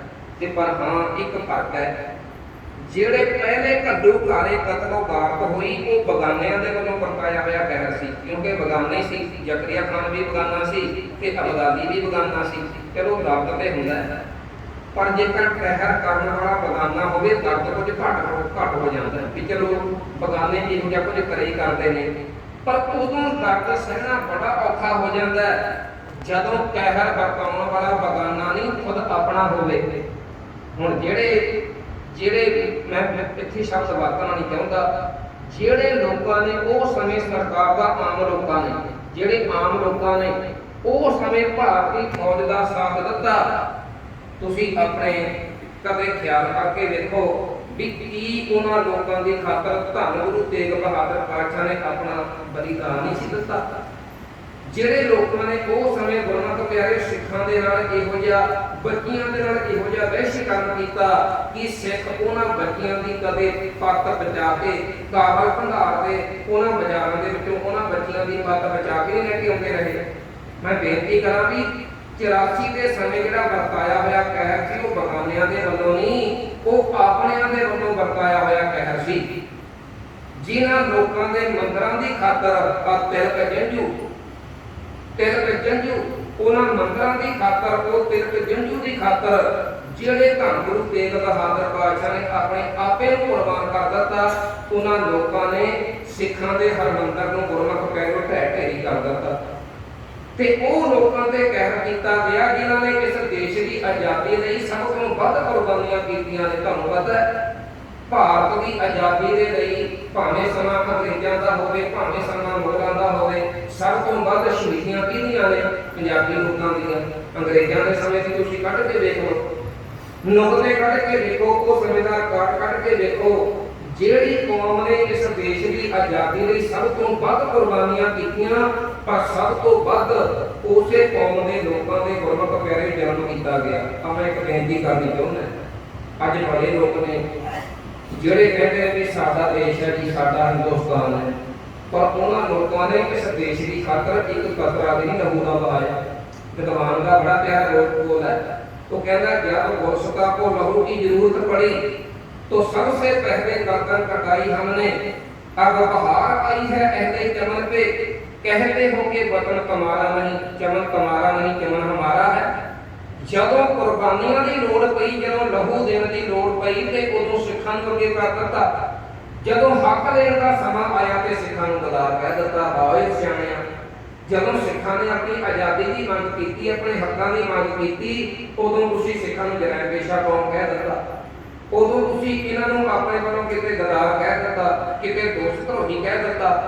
ਮੈਂ ਇੱਕ ਬੇਨਤੀ ਹੋਰ ਕਰਨੀ ਚਾਹੁੰਦਾ, ਦੋ ਝੰਡੇ ਨੇ ਇੱਥੇ ਗੁਰਮਤਿ ਕੇ ਝੂਲਦੇ। ਇੱਕ ਹੈ ਇਸ ਦੇਸ਼ ਦੀ ਸਰਕਾਰ ਦਾ ਜਿਹਨੂੰ ਤਿਰੰਗਾ ਕਿਹਾ ਜਾਂਦਾ ਹੈ, ਤੇ ਇੱਕ ਹੈ ਗੁਰਮਤਿ ਪਿਆਰਿਓ ਸਿੱਖਾਂ ਦਾ ਖਾਲਸਾਈ ਨਿਸ਼ਾਨ ਜਿਹਨੂੰ ਕੇਸਰੀ ਨਿਸ਼ਾਨ ਸਾਹਿਬ ਕਿਹਾ ਜਾਂਦਾ ਹੈ। ਆ ਅੱਜ ਗੱਲ ਪੱਲੇ ਬੰਨ੍ਹ ਕੇ ਲੈ ਕੇ ਜਾਇਓ, ਚੇਤਾ ਰੱਖਿਓ ਪਿਆਰਿਓ, ਜੇਕਰ ਆ ਧਰਤੀ ਤੇ ਕੇਸਰੀ ਨਿਸ਼ਾਨ ਸਾਹਿਬ ਨਾ ਝੂਲਦਾ ਤੇ ਫਿਰ ਤਿਰੰਗਾ ਵੀ ਕਦੇ ਨਾ ਝੂਲਿਆ। ਤਿਰੰਗਾ ਵੀ ਤਾਂ ਝੂਲਿਆ ਜੇਕਰ ਬਾਬਾ ਬੰਦਾ ਸਿੰਘ ਬਹਾਦਰ ਨੇ ਕੇਸਰੀ ਨਿਸ਼ਾਨ ਸਾਹਿਬ ਝੁਲਾਇਆ। ਜੇਕਰ ਵਿਦਵਾਨ ਹੋਇਆ ਗਗਨ ਪਾਕਿਸਤਾਨੀ, ਤੁਸੀਂ ਆ ਜਦੋਂ ਆਪਣੇ ਕਿਸਾਨੀ ਅੰਦੋਲਨ ਚੱਲਦਾ ਸੀ ਦਿੱਲੀ ਗਏ ਹੋ, ਕਸਦੇ ਗਏ ਹੋਣਗੇ ਬੜੀ ਵਾਰ।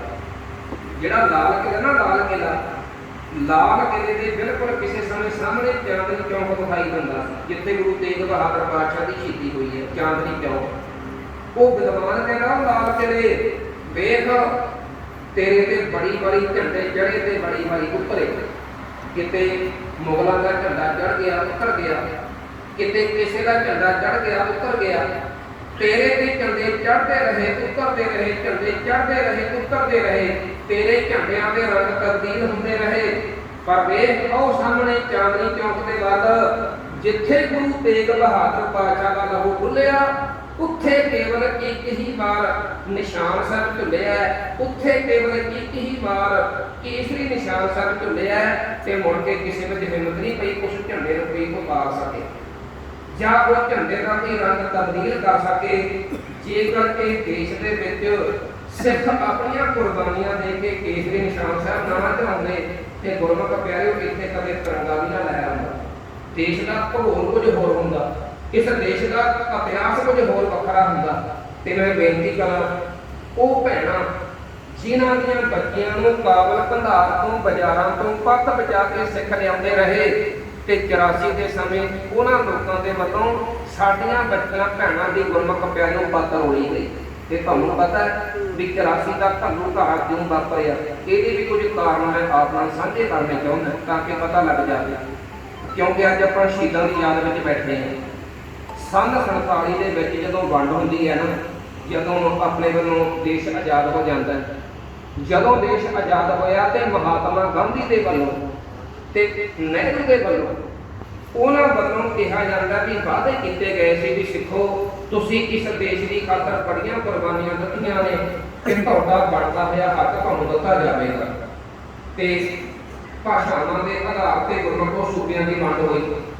ਜਦੋਂ ਪੰਜਾਬ ਦੀ ਪਰ ਗੱਲ ਆਈ ਭਾਸ਼ਾ ਦੇ ਆਧਾਰ ਤੇ ਪੰਜਾਬ ਨੂੰ ਲੈਣ ਦੀ, ਤੇ ਉਹਨਾਂ ਨੇ ਉਦੋਂ ਸਾਨੂੰ ਕਿਤੇ ਦੇਸ਼ ਗਦਾਰ ਕਹਿ ਦਿੱਤਾ, ਕਿਤੇ ਦੇਸ਼ ਧਰੋਹੀ ਕਹਿ ਦਿੱਤਾ, ਕਿਤੇ ਗਦਾਰ ਕਹਿ ਦਿੱਤਾ। ਤੇ ਤੁਹਾਨੂੰ ਪਤਾ ਵੀ ਪਟਿਆਲੇ ਦੇ ਵਿੱਚ ਇੱਕ ਪਿੰਡ ਹੈ ਕਪੂਰੀ, ਕਪੂਰੀ ਵਿਖੇ ਸਮੇਂ ਦੀ ਪ੍ਰਧਾਨ ਮੰਤਰੀ ਇੰਦਰਾ ਗਾਂਧੀ ਦੇ ਵੱਲੋਂ ਇੱਕ ਨਹਿਰ ਕੱਢੀ ਗਈ ਸੀ, ਅੱਜ ਵੀ ਬੰਦ ਪਈ ਹੈ ਕਪੂਰੀ ਪਿੰਡ ਤੋਂ। ਉਹ ਨਹਿਰ ਕੱਢ ਕੇ ਉਸ ਨਹਿਰ ਦਾ ਪਾਣੀ ਬਾਹਰਲੇ ਸੂਬਿਆਂ ਨੂੰ ਦੇਣਾ ਸੀ।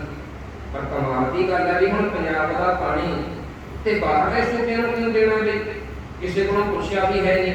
ਅੱਜ ਵੀ ਵਧੀਕੀ ਕੀਤੀ ਜਾਂਦੀ ਹੈ।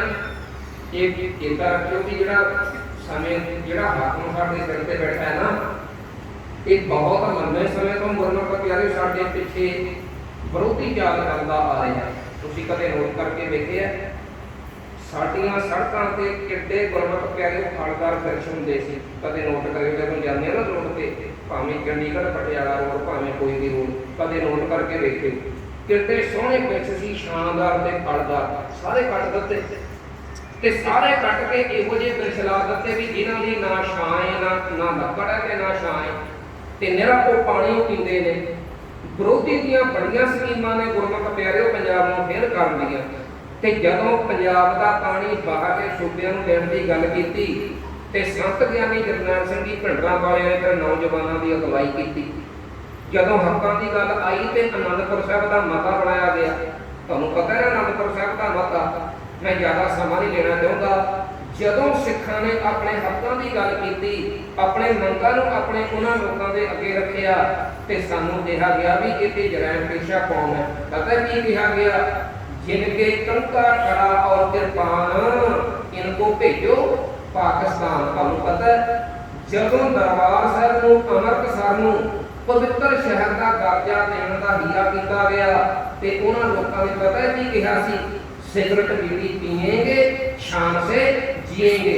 कदे कहा गया सी दुखी पीती रहनी देनी, मुंह ते मक्खी बहन नहीं देनी। एक बोलों के नाल हुण दसो कि इहनूं कोई सिख सहन कर सकता है? कोई गुरमत प्यारे बर्दाश्त कर सकता है? मैं कुछ कारण घट ही साझे कीते ने क्योंकि समय की सीमा है। आखिर एक वक्त आया भी जदों 222 साल बाद एक तीसरा घल्लूघारा वापरदा है। तुहानूं पता ही है भी 1 जून तो गुरमत प्यारे फैरन शुरू हो गई सी। 1 जून तो फैरन के बाकिया सिखां ने चमकौर गढ़ी के अध्यास में गुरमत प्यारे दोबारा दोहरा दिता। अज बेनती ध्यान नाल सुणियो। एक पासे भारतीय फौज है जिहदे कोल 105 mm तोपां, 72 गंडियां, बाहरले देशां दा बनिया होया असला, ਉਹ ਅਸਲੇ ਦੀ ਵਰਤੋਂ ਕੀਤੀ ਗਈ। ਉਹ ਅਸਲੇ ਦੀ ਵਰਤੋਂ ਕੀਤੀ ਗਈ ਜਿਵੇਂ ਕਿਸੇ ਦੂਜੇ ਦੇਸ਼ ਨਾਲ ਜੰਗ ਕਰਨੀ ਹੋਵੇ ਤੇ ਉਹਨਾਂ ਨੂੰ ਨਵੀਆਂ ਤੋਂ ਨਵੀਆਂ ਭੂਮਿਕਾ ਦੇ ਕੇ ਖਿਆ ਪਿਆ ਕੇ ਤਿਆਰ ਕੀਤਾ ਜਾਂਦਾ ਹੈ ਲੜਨ ਦੇ ਲਈ। ਪਰ ਦੂਜੇ ਪਾਸੇ ਜਿਹੜੇ ਅੰਦਰ ਬੈਠੇ ਸੰਤ ਗਿਆਨੀ ਜਰਨੈਲ ਸਿੰਘ ਜੀ ਭਿੰਡਰਾਂ ਵਾਲੇ ਦੇ ਸਾਥੀ ਨੇ, ਉਹਨਾਂ ਦੇ ਕੋਲ ਕੋਈ ਬਹੁਤੇ ਵਧੀਆ ਹਥਿਆਰ ਨਹੀਂ।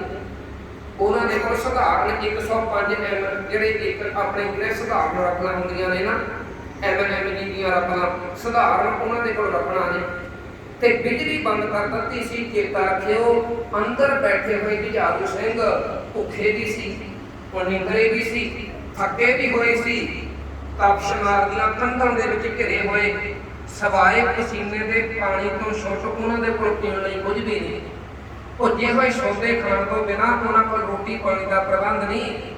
किन्ना लम्मा समा हो गया जंगल पानी जाण का, खाण पीण का प्रबंध नहीं ते गुरमुख प्यारे गिणती भी घट है।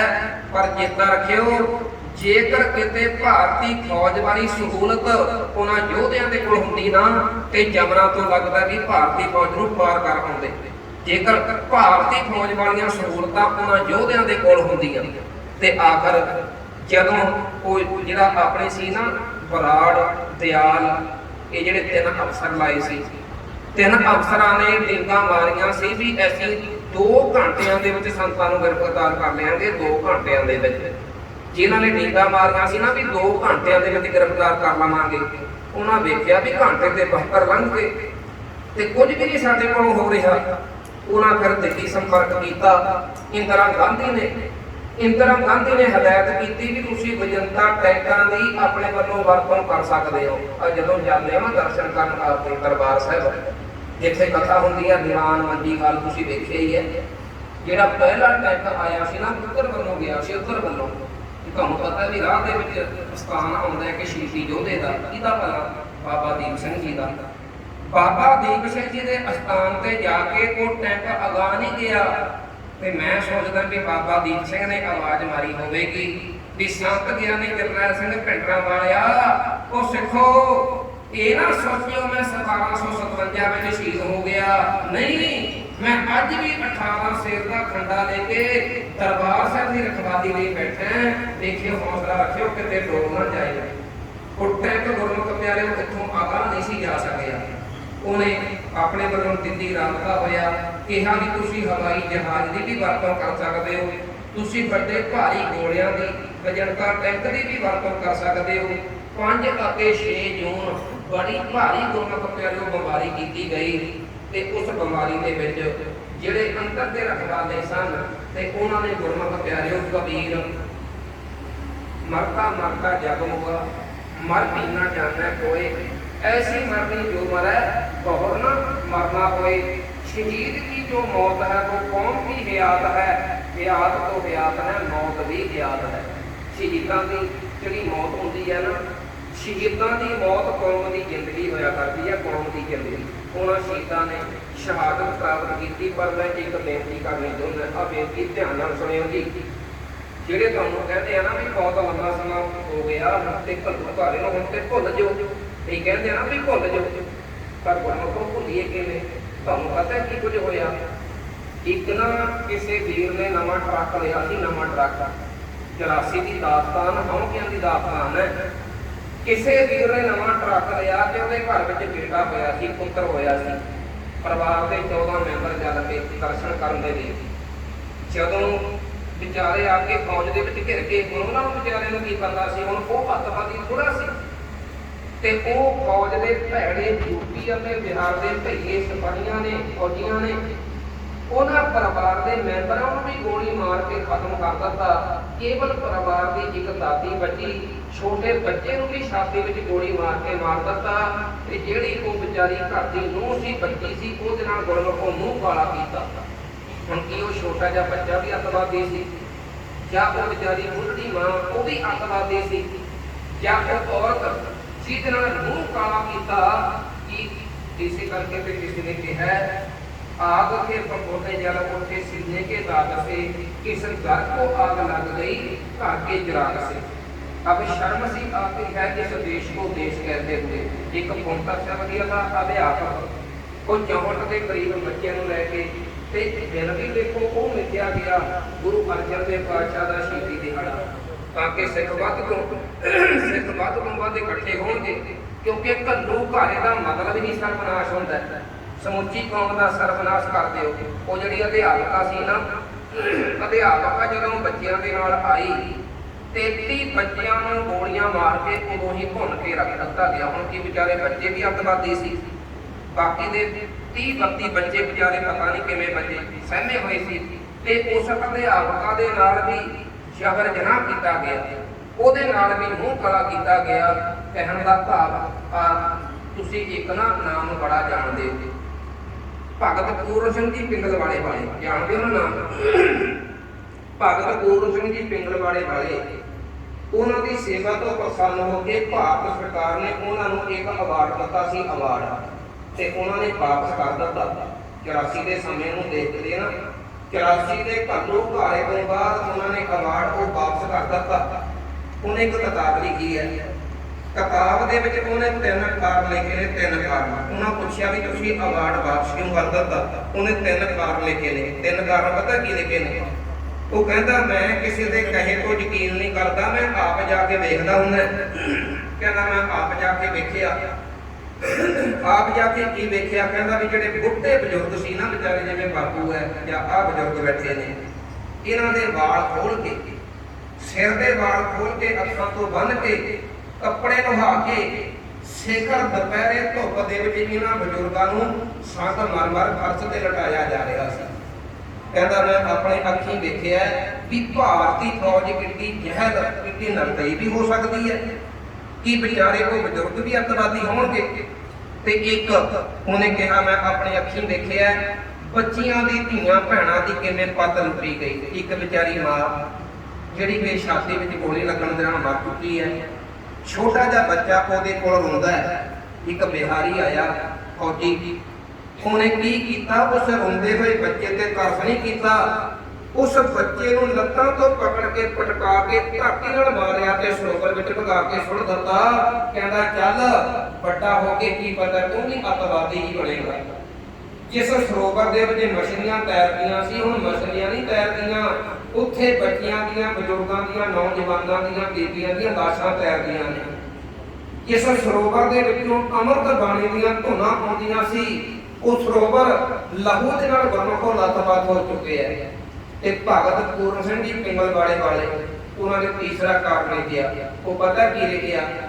ਕਹਿੰਦਾ ਬਜ਼ੁਰਗਾਂ ਨੂੰ ਅੱਤ ਦੀ ਗਰਮੀ ਦੇ ਵਿੱਚ, ਆਹ ਗਰਮੀ ਕਿੰਨੀ ਹੈ ਤੇ ਅੱਗੇ ਜੂਨ ਦੇ ਵਿੱਚ ਕਿੰਨੀ ਹੋਵੇਗੀ, ਕਹਿੰਦਾ ਅੱਤ ਦੀ ਗਰਮੀ ਦੇ ਵਿੱਚ ਇੱਕ ਕਮਰੇ ਵਿੱਚ ਡੱਕਿਆ ਹੋਇਆ ਸੀ। ਇਹ ਕਮਰਾ ਬੜਾ ਛੋਟਾ ਸੀ ਤੇ ਬੰਦੇ ਬਹੁਤੇ ਜ਼ਿਆਦਾ ਡੱਕੇ ਹੋਏ ਸੀ ਤੇ ਪਿਆਸ ਲੱਗੀ ਹੋਈ ਸੀ ਵਿਚਾਰੇ ਬਜ਼ੁਰਗਾਂ ਨੂੰ। ਜਿਵੇਂ ਬਜ਼ੁਰਗ ਬੈਠੇ ਨੇ, ਉਹ 2 ਘੰਟੇ ਤੋਂ ਦਹਾਈ ਪਾਉਂਦੇ ਸੀ, ਸਾਨੂੰ ਪਾਣੀ ਦੇ ਦਿਓ, ਪਾਣੀ ਦੇ ਦਿਓ, ਸਾਡੀ ਜਾਨ ਨਿਕਲ ਜਾਣੀ ਹੈ, ਗਰਮੀ ਬੜੀ ਹੈ। ਪਾਣੀ ਦੀ ਪਿਆਸ ਲੱਗੀ ਹੈ, ਸਾਨੂੰ ਪਾਣੀ ਦਿਓ। ਇੱਕ ਫੌਜੀ ਆਇਆ, ਉਹ ਕਹਿੰਦਾ ਪਾਣੀ ਪੀਣਾ ਹੈ।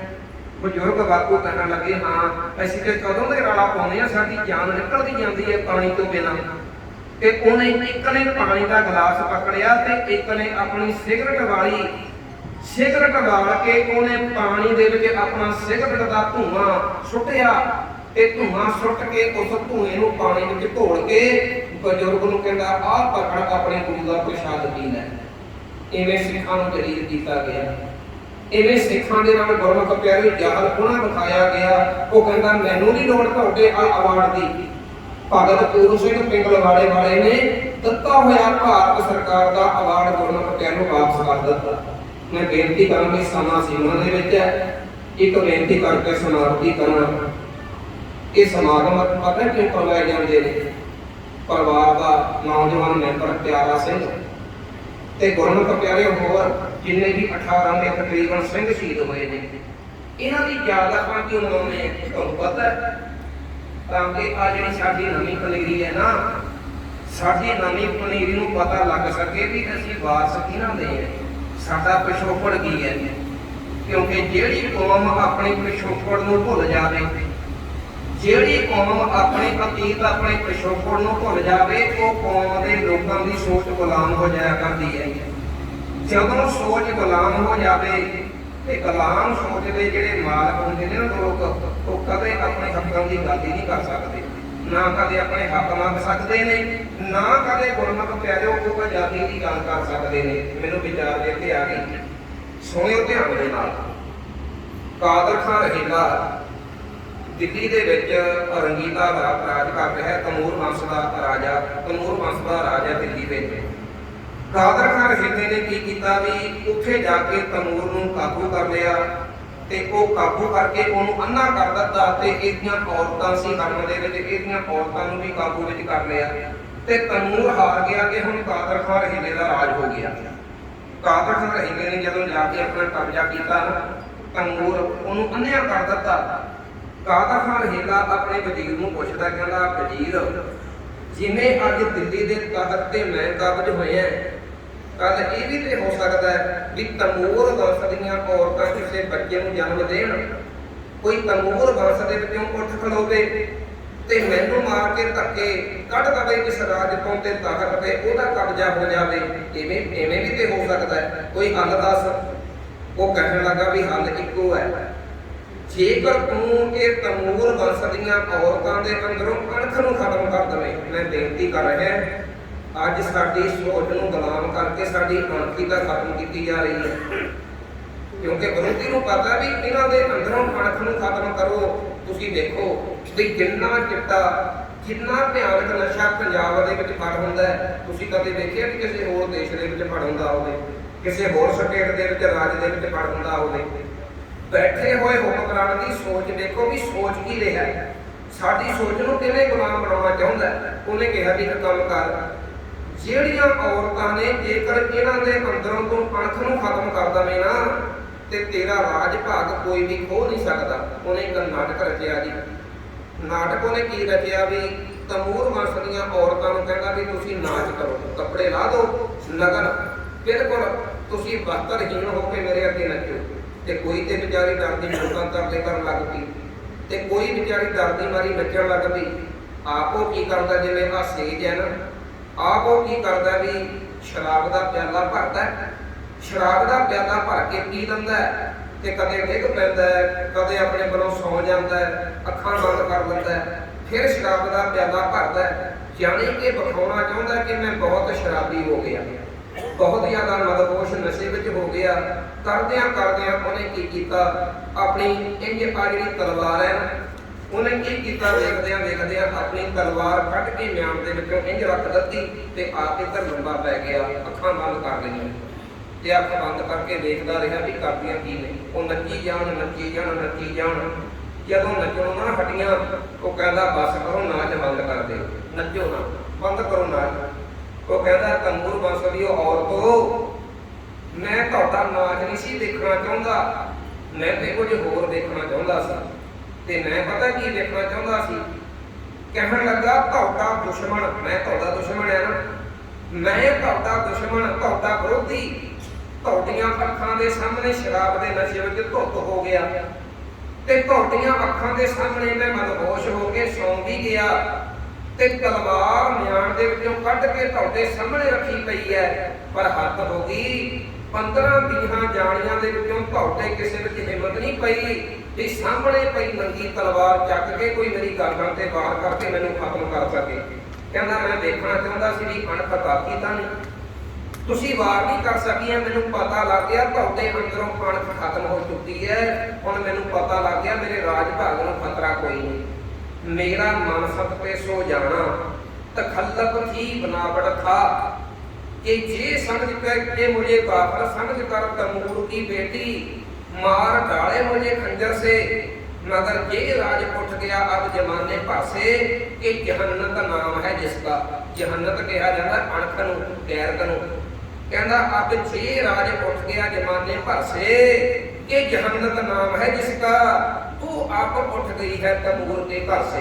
कहना मैनूं पता लग गया तमूर खानदान दे विचों इज्जत चले गई, अणख चले गई ते मेरे राज भाग नूं कोई खतरा नहीं। ते वाकया तमूर खानदान का मुड़ के राज ही नहीं हो सकिया।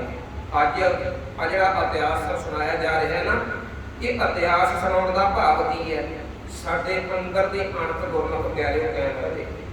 साडे अंदर दी किते अणख ना चली जावे, जे जीवै पत रखी जाए सब हराम जेता किश खाए, ताकि सानू पता लगे असीं वारस किहनां दे, साडा पिछोकड़ की है।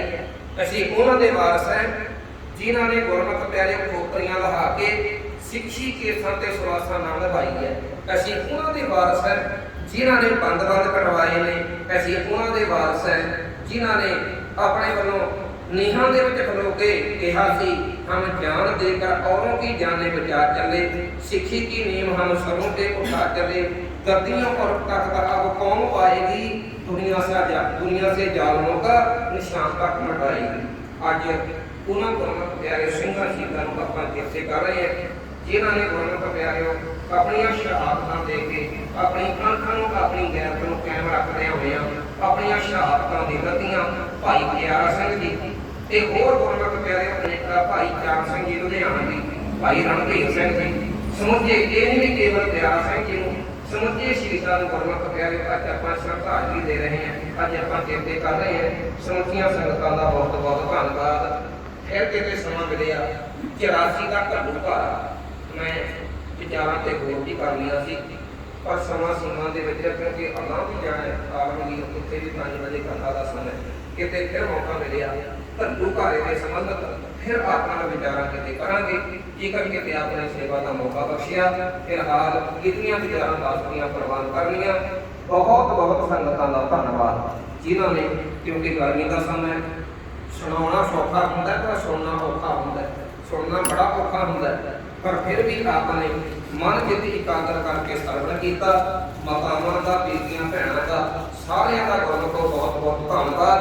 होइयां बेअंत भुलां दी खिमा बुलाओ फतेह दिओ असीस। वाहिगुरू जी का खालसा वाहिगुरू जी की फतेह।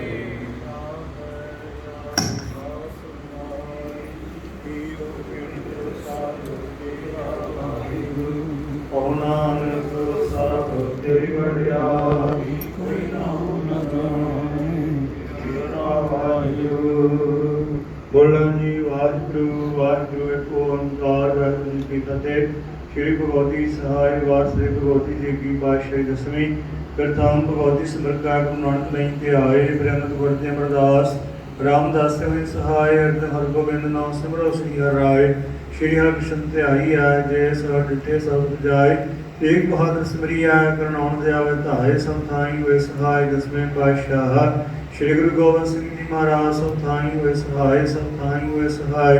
दसां पातशाह दी जो श्री गुरु ग्रंथ साहिब जी के पाठ दीदार का ध्यान करके बोलो जी वाहिगुरू। पंजाब प्यारियां चौं साहिबजादियां 40 मुक्तियां 8 जपियां दपियां जिन्हां नाम जपिया वंड की छकिया देख चलाई देखवाई देख के नर कीता तिन्हां प्यारियां जन की कमाई का ध्यान करके खालसा जी बोलो जी वाहिगुरू। जिन्हां सिंघां सिंघणियां ने धर्म शीश दिते बंधन कटाए खोपरियां लवाइयां डरखड़ियां ते चढ़े आरा नाल चराए गए सखी के सासों सा नाल भाई तिन्हां दी पवित्र कमाई का ध्यान करके खालसा जी बोलो जी। ਪੰਜਾਂ ਤਖਤਾਂ ਤੇ ਹੋਰ ਸਰਬੱਤ ਗੁਰਦੁਆਰਿਆਂ ਦਾ ਧਿਆਨ ਕਰਕੇ ਬੋਲੋ ਜੀ। ਪ੍ਰਥਮੇ ਸਰਬੱਤ ਖਾਲਸਾ ਜੀ ਦੀ ਅਰਦਾਸ ਹੈ। ਸਰਬੱਤ ਖਾਲਸਾ ਜੀ ਕੋ ਵਾਹਿਗੁਰੂ ਵਾਹਿਗੁਰੂ ਵਾਹਿਗੁਰੂ। ਜਿੱਦੇ ਆਵੇ ਜਿੱਦੇ ਆਵਣ ਕਾ ਸਦਕਾ ਸਰਬ ਸੁਖ ਹੋਵੇ। ਜਹਾਂ ਜਹਾਂ ਖਾਲਸੇ ਦੀ ਸਾਜ ਤਹਾਂ ਤਾਂ ਰਸ਼ਿਆ ਰਿਆਇਤ ਦੇਗ ਦੇਗ ਫਤਿਹ। ਬਿਰਤ ਕੀ ਪੈਰ ਪੰਥ ਕੀ ਜੀ ਸ੍ਰੀ ਸਾਹਿਬ ਦੀ ਸਹਾਏ। ਗੁਰੂ ਖਾਲਸੇ ਜੀ ਕੇ ਬੋਲ ਬਾਲੇ ਬੋਲੋ ਜੀ ਵਾਹਿਗੁਰੂ। ਸਿੱਖਾਂ ਨੂੰ ਸਿੱਖੀ ਦਾਨ, ਕੇਸ ਦਾਨ, ਰਹਿਤ ਦਾਨ, ਬਰੀਕ ਦਾਨ, ਸਾਹੁ ਦਾਨ, ਭਰੋਸਾ ਦਾਨ, ਦਾਨਾ ਸਰਦਾਨ, ਨਾਮਦਾਨ। श्री अमृतसर साहिब जी के दर्शन स्नान चौकियां चंडे पुंगे जुगो जुगिया टल धर्म का जयकार बोलना जी वाह। सिखा का मन नीवा मत उची मत पादे रखे अकाल पुरख वाहिगुरु। अपने पहंदिस का सहाई दातार जीओ श्री ननकाना साहिब ते गुरुद्वारे गुरधामां दे जिन्हां तो पंथ नूं छोड़िया गया तिन्हां दे खुले दर्शन दीदार ते सेवा संभाल का दान खालसा जी नूं बख्शो। इन माणियां दे मान ताणियां दे ताने उदियां दी ओर धन धन श्री गुरु हरराय साहिब महाराज धन धन श्री गुरु ग्रंथ साहिब जी महाराज आप जी दे हजूर अरदास बेनती है। 1978 दे सच्चे पातशाह जी महाराज तेरा सिंघां दी पवित्र शहीदी नूं याद करदे होए परसों वाले रोज तो लैके गुरबाणी के प्रवाह चलते आ रहे। गुरबाणी के पाठां दे भोग पाए उपरंत तुरकी बाणी के कीर्तन होए। सच्चे पातशाह गुरमत विचारा संगतां दे सन्मुख होईयां। सच्चे पातशाह जीओ अगाध बुद्ध बाणी के गहन करते हैं, कीर्तन करते हैं, विचारा करते हैं, सेवावां करते हैं। नेकां प्रकार दीयां गलतियां भुल्लां त्रुटियां हो गईयां होणगीयां।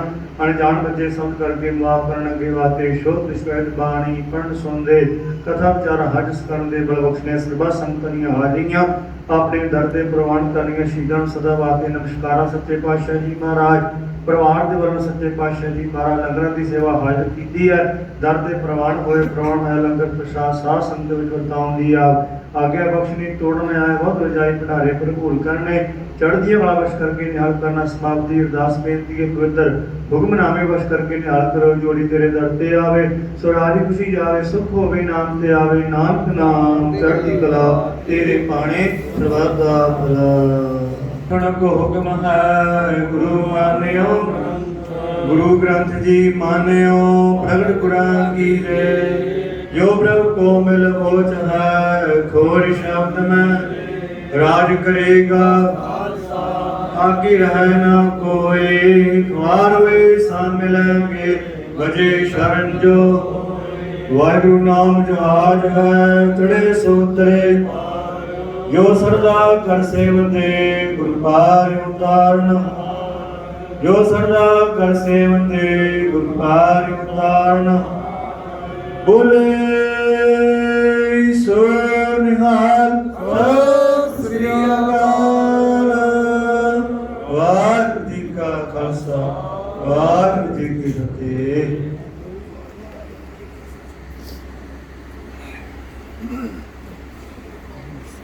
सतनाम श्री वाहिगुरु साहिब जी। सूरा सो पहचानिया जो लड़ा दीन के हेत। पुरजा पुरजा कट मरा कहूँ ना छाड़ा खेत। सो कहो टल गुर सेवियन सह सुभाए। दर्शन परसे गुरु कै जन मरण दुख जाए। होगा संकट समझे तू रसों कुरसों चटिया। तुद डठे सच्चे पातशाह। मल जन्म जन्म दी कटिया। सतनाम श्री वाहिगुरु साहिब जी। सोरठ महला पंजवा। हर मन कर बसिया सोई। जय जयकार करे सब कोई। गुरपुरै की वडियाई ताकि कीमत कही ना जाई। हर मंत्र बसिया सोई। जय जयकार करे सब कोई। गुरपुरे की वडियाई ताकि कीमत कही ना जाई। ਹਾਉ ਕੁਰਬਾਨ ਜਾਈ ਤੇਰੇ ਨਾਵੈ। ਜਿਸਨੂੰ ਬਖਸ਼ ਰਹੇ ਮੇਰੇ ਪਿਆਰੇ, ਸੋ ਜਸ ਤੇਰਾ ਗਾਵੈ ਰਹਾਉ। ਤੂੰ ਭਾਰੂ ਸੁਆਮੀ ਮੇਰਾ, ਸੰਤਾਂ ਪ੍ਰਵਾਸਾ ਤੇਰਾ। ਨਾਨਕ ਪ੍ਰਭੁ ਸਰਣਾਈ, ਮੁਖ ਨਿੰਦਕ ਕੈ ਛਾਈ। ਤੂੰ ਭਾਰੂ ਸੁਆਮੀ ਮੇਰਾ, ਸੰਤਾਂ ਪ੍ਰਵਾਸਾ ਤੇਰਾ। ਨਾਨਕ ਪ੍ਰਭੁ ਸਰਣਾਈ, ਮੁਖ ਨਿੰਦਕ ਕੈ ਛਾਈ। ਵਾਹਿਗੁਰੂ ਜੀ ਕਾ ਖਾਲਸਾ, ਵਾਹਿਗੁਰੂ ਜੀ ਕੀ ਫਤਿਹ। ਗੁਰੂ ਪਿਆਰੀ ਸਾਧ ਸੰਗਤ ਜੀਓ, ਆਪ ਸਰਬ ਸੰਤਾਂ ਬੜੇ ਹੀ ਪਿਆਰ ਦੇ ਸਹਿਤ ਗੁਰਬਾਣੀ ਦੇ ਸ਼ਬਦ ਕੀਰਤਨ ਅਤੇ ਭਾਈ ਸਾਹਿਬ ਭਾਈ ਬਘੇਲ ਸਿੰਘ ਜੀ ਦੇ ਮੁਖਾਰਬਿੰਦ ਤੋਂ, ਜਿਨ੍ਹਾਂ ਨੇ ਬੜੇ ਹੀ ਵਿਸਥਾਰ ਸਹਿਤ ਤਿੰਨਾਂ ਘਲੂੰਘਾਕਾਰਿਆਂ ਦੇ ਬਾਰੇ ਸਾਂਝ ਪਾਈ। ਅਤੇ ਜਿਹੜਾ ਆਪਾਂ ਅੱਜ ਸ਼ਹੀਦਾਂ ਸਿੰਘਾਂ ਦੀ ਯਾਦ ਦੇ ਵਿੱਚ ਬੈਠੇ ਹਾਂ, ਉਹ ਸਾਰੀ ਦਾਸਤਾਨ ਆਪ ਦੇ ਸਨਮੁਖ ਰੱਖਣਾ ਕੀਤੀ ਹੈ। ਕਈਆਂ ਦਾ ਜੀਵਨ ਐਸਾ ਹੁੰਦਾ ਕਿ ਉਹਨਾਂ ਨੂੰ ਕੰਮਾਂ ਕਾਰਾਂ ਦੇ ਵਿੱਚ ਪਤਾ ਨਹੀਂ ਲੱਗਦਾ ਕਿ ਜਿਹੜਾ ਸਮਾਂ ਹੈ ਉਹ ਆਪਣੀ ਚਾਲ ਕਿੱਦਾਂ ਚੱਲ ਗਿਆ। ਕਈਆਂ ਨੇ ਆਪਣੇ ਜਿਹੜਾ ਕੰਮ ਸੀ ਉਹਨੂੰ ਮੁੱਖ ਰੱਖ ਲਿਆ, ਤੇ ਜਿਹੜਾ ਸਮਾਂ ਆਇਆ ਸੀ ਉਸ ਤੋਂ ਵਾਂਝੇ ਰਹਿ ਗਏ। ਪਰ ਕਈਆਂ ਨੂੰ ਸਮਾਂ ਮਿਲਿਆ ਤੇ ਉਸ ਸਮੇਂ ਦੇ ਮਨੁੱਖਾਂ ਨੂੰ ਉਸ ਸਮੇਂ ਦੀ ਮਾਰ ਖਾਣੀ ਪਈ। ਕਈਆਂ ਨੇ ਖਾਧੀ, ਕਈ ਲੁੱਟੇ ਗਏ, ਕਈ ਬਣ ਗਏ। ਪਰ ਭਾਈ ਸਾਹਿਬ ਜਿਸ ਟਾਈਮ ਦੇ ਕਹਿ ਰਹੇ ਸਨ ਕਿ ਇੰਨੇ ਸਮੇਂ ਤੋਂ ਲੈ ਕੇ ਇੰਨੇ ਸਮੇਂ ਤੱਕ ਕਿੰਨੀਆਂ ਕੁਰਬਾਨੀਆਂ ਹੋਈਆਂ। ਅਸੀਂ ਤਾਂ ਆਪ ਜੀ ਦੇ ਬੱਚੇ ਹਾਂ, ਬਹੁਤ ਵੱਡੇ ਸੰਗਤ ਦੇ ਬਜ਼ੁਰਗ ਬੈਠੇ ਆ ਜਿਹਨਾਂ ਨੇ ਸਮਾਂ ਦੇਖਿਆ ਹੋਊਗਾ, ਪਰ ਅਸੀਂ ਵੀ ਆਪਣੀ ਅੱਖਾਂ ਦੇ ਨਾਲ ਸਮਾਂ ਦੇਖਿਆ ਕਿ ਚਲਦੀ ਬੱਸ ਦੇ ਵਿੱਚੋਂ ਜਿਹੜੇ ਨੌਜਵਾਨ ਸਿੱਖ ਸਨ ਉਹਨਾਂ ਨੂੰ CRP ਉਤਾਰ ਲੈਂਦੀ ਸੀ ਤੇ ਬਾਅਦ ਵਿੱਚ ਮਾਵਾਂ ਦੇ ਪੁੱਤ ਘਰ ਨਹੀਂ ਆਏ। ਕਈ ਵਾਰ ਦੇਖਣ ਸਮਾਂ ਮਿਲਿਆ ਸੀ ਇੱਦਾਂ ਦਾ। ਤਰਨ ਮੇਰਾ ਲੱਗਾ ਹੈ ਉਸ ਇਲਾਕੇ ਵਿੱਚ 1984 ਤੋਂ ਲੈ ਕੇ 90-96 ਤੱਕ ਜਿਹੜਾ ਇੱਦਾਂ ਦਾ ਜਿਹੜਾ ਘੱਲੂਘਾਰਿਆਂ ਵਰਗੀ ਜ਼ਿੰਦਗੀ ਲੋਕਾਂ ਨੇ ਬੜੀ ਔਖੀ ਬਤੀਤ ਕੀਤੀ ਹੈ। ਕਈ ਜਿਹੜੇ ਸਿੰਘ ਸਨ ਉਹ ਟਕਸਾਲ ਦੇ ਵਿੱਚੋਂ ਇੱਕ ਤੁਸੀਂ ਨਾਮ ਸੁਣਿਆ ਹੋਵੇਗਾ ਜਿਹਨੂੰ ਪੂਲਾ ਕਹਿੰਦੇ ਸਨ।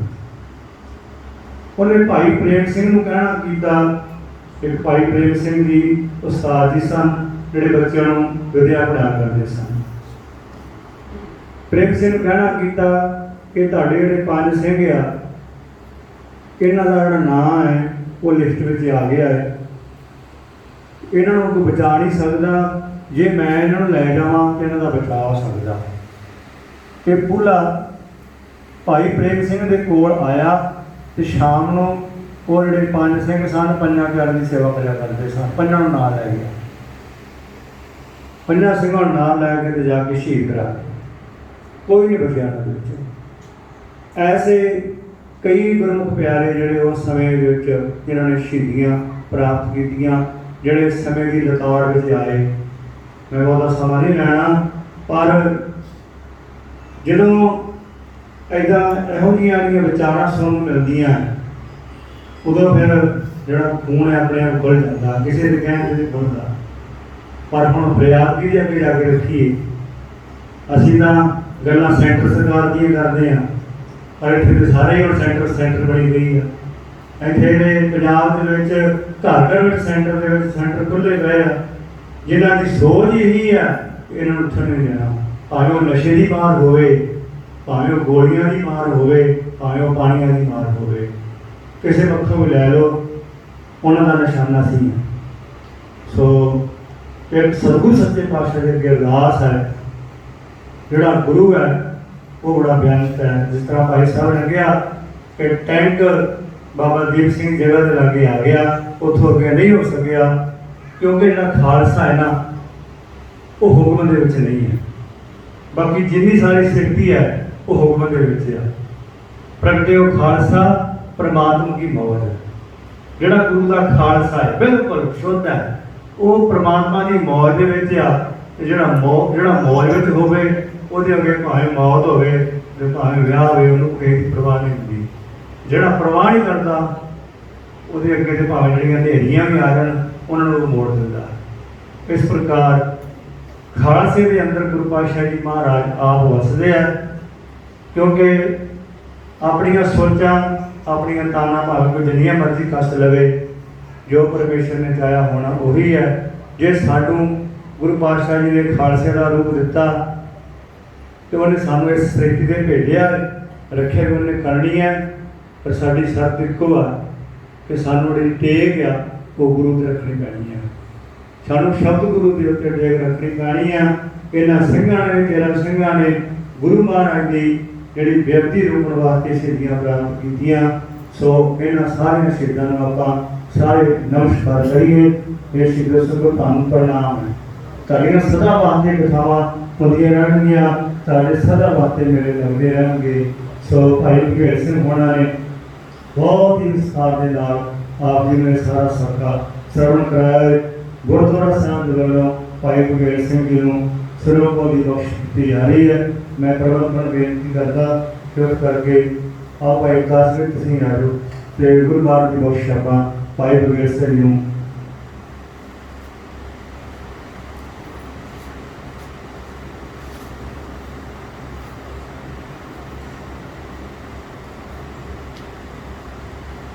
ਬੋਲੇ ਸੋ ਨਿਹਾਲ ਸਤਿ ਸ੍ਰੀ ਅਕਾਲ।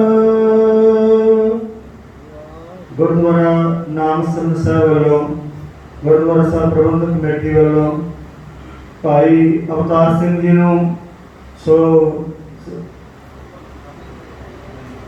ਸਭ ਤੋਂ ਪਹਿਲਾਂ ਬੇਨਤੀ ਕਰਦੇ ਹਾਂ ਪਰਿਵਾਰ ਦੇ ਵੱਲੋਂ ਭਾਈ ਸਾਹਿਬ ਭਾਈ ਜਸਵਿੰਦਰ ਸਿੰਘ ਜੀ ਗ੍ਰੰਥੀ ਸਾਹਿਬਾਨ, ਜਿੱਥੇ ਭਾਈ ਸਾਹਿਬ ਜੀ ਆ ਕੇ ਭਾਈ ਅਵਤਾਰ ਸਿੰਘ ਜੀ ਰਹਿੰਦੇ ਲੁਧਿਆਣੇ ਵਿੱਚ, ਜਿਸ ਜਗ੍ਹਾ ਦੇ ਵਿੱਚ ਉੱਥੇ ਲੋਕ ਦਾ ਗੁਰੂ ਆਇਆ, ਉੱਥੋਂ ਦੇ ਗ੍ਰੰਥੀ ਸਿੰਘ ਵੀ ਆਜ ਸੰਗਤਾਂ ਦੇ ਨਾਲ ਆਏ ਆ। ਸੋ ਉਹਨਾਂ ਨੂੰ ਬੇਨਤੀ ਕਰਦੇ ਹਾਂ ਭਾਈ ਜਸਵਿੰਦਰ ਸਿੰਘ ਜੀ ਨੂੰ ਗੁਰੂ ਮਹਾਰਾਜ ਦੀ ਬਖਸ਼ ਲੈਣ ਤੇ ਪਾਉਂਦਾ ਬੋਲੇ ਸੋ ਨਿਹਾਲ ਸਤਿ ਸ੍ਰੀ ਅਕਾਲ। ਹੁਣ ਬੇਨਤੀ ਕਰਦੇ ਹਾਂ ਭਾਈ ਸਤਨਾਮ ਸਿੰਘ ਜੀ ਜੋ ਸੰਗਤਾਂ ਦੇ ਨਾਲ ਇਹ ਸਾਰੀ ਬੱਸ ਦੇ ਵਿੱਚ ਜਿਹੜੀਆਂ ਸੰਗਤਾਂ ਅੱਜ ਲੁਧਿਆਣੇ ਤੋਂ ਆਈਆਂ, ਸੋ ਇਹਨਾਂ ਸ਼ਹੀਦਾਂ ਸਿੰਘਾਂ ਨੂੰ ਸਮਰਪਿਤ ਹੁਣ ਬੇਨਤੀ ਕਰਦੇ ਹਾਂ ਭਾਈ ਸਤਨਾਮ ਸਿੰਘ ਜੀ ਨੂੰ ਉਹ ਸਟੇਜ ਤੇ ਆਉਣ ਤੇ ਗੁਰੂ ਮਹਾਰਾਜ ਦੀ ਬਖਸ਼ਿਸ਼ ਹੈ ਉਹ ਪ੍ਰਾਪਤ ਕਰਨ ਦੀ ਕਿਰਪਾਲਤਾ ਕਰਨ।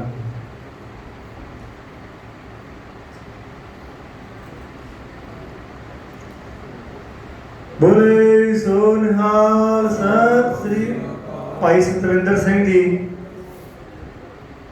ਭਾਈ ਸਤਵਿੰਦਰ ਸਿੰਘ ਜੀ ਬੇਨਤੀ ਹੈ ਭਾਈ ਸਾਹਿਬ ਉਹਨਾਂ ਨੂੰ ਸਟੇਜ ਤੇ ਪਹੁੰਚਣ ਦੀ ਕਿਰਪਾਲਤਾ ਕਰਨ, ਸਨਮਾਨ ਪ੍ਰਾਪਤ ਕਰਨ ਦੀ ਕਿਰਪਾਲਤਾ ਕਰਨ ਜੀ। ਬੋਲੇ ਸੋ ਨਿਹਾਲ ਸਤਿ ਸ੍ਰੀ ਅਕਾਲ। ਹੁਣ ਬੇਨਤੀ ਕਰਦੇ ਹਾਂ ਜੋ ਕਿ ਪਰਸੋਂ ਆਏ ਲੋਕ ਤੋਂ ਲੈ ਕੇ ਸੋ ਸਤਿਕਾਰਯੋਗ ਸਵਰਗਵਾਸੀ ਸਰਦਾਰ ਕਿਸ਼ਨ ਸਿੰਘ ਜੀ, ਮਾਤਾ ਭਾਗਵੰਤੀ ਜੀ ਦਾ ਪਰਿਵਾਰ, ਸ਼ਹੀਦ ਭਾਈ ਪਿਆਰਾ ਸਿੰਘ ਜੀ ਦੇ ਵੱਡੇ ਭਰਾਤਾ ਭਾਈ ਅਵਤਾਰ ਸਿੰਘ ਜੀ, ਭਾਈ ਬਲਵੀਰ ਸਿੰਘ ਜੀ, ਉਹਨਾਂ ਨੂੰ ਬੇਨਤੀ ਹੈ ਕਿ ਗੁਰੂ ਮਹਾਰਾਜ ਦੀ ਬਖਸ਼ਿਸ਼ ਗੁਰੂ ਘਰ ਵੱਲੋਂ ਸੌਂਪੀ ਜਾ ਰਹੀ ਹੈ। ਭਾਈ ਅਵਤਾਰ ਸਿੰਘ ਜੀ ਨੂੰ ਬੇਨਤੀ ਹੈ ਕਿ ਗੁਰੂ ਮਹਾਰਾਜ ਦੀ ਬਖਸ਼ਿਸ਼ ਪ੍ਰਾਪਤ ਕਰਨ। ਬੋਲੇ ਸੋ ਨਿਹਾਲ।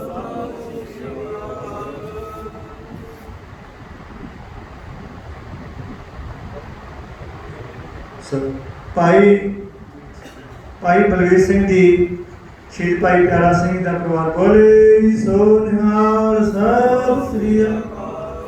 ਹੁਣ ਗੁਰਦੁਆਰਾ ਨਾਮ ਸਿੰਘ ਸਾਹਿਬ ਵੱਲੋਂ ਜੋ ਕਿ ਉੱਥੋਂ ਬੀਬੀਆਂ ਦਾ ਜਥਾ ਵੀ ਆਇਆ ਸੰਗਤਾਂ ਦੇ ਨਾਲ, ਉਹਨਾਂ ਦੇ ਵੱਲੋਂ ਜੋ ਕਿ ਭਾਈ ਅਵਤਾਰ ਸਿੰਘ ਜੀ ਦੇ ਪਰਿਵਾਰ ਮਾਤਾ ਜੀ ਨੂੰ ਬੇਨਤੀ ਹੈ ਕਿ ਉਹ ਸਟੇਜ ਤੇ ਆਉਣ ਤੇ ਉਹਨਾਂ ਨੇ ਬੀਬੀਆਂ ਦੇ ਵੱਲੋਂ ਭੈਣ ਜੀ ਉਹਨਾਂ ਨੂੰ ਜੋ ਸੋ ਦਿੱਤਾ ਜਾਣਾ।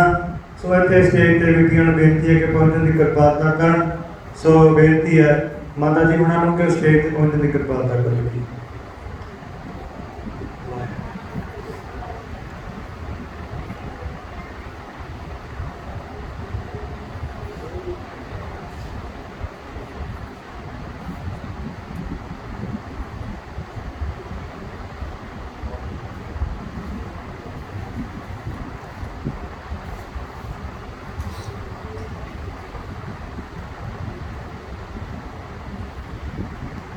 बोले सो निहाल सत श्री अकाल। बहुत बहुत धन्यवाद सच्चे पातशाह जी। इसी तरह हाँ जी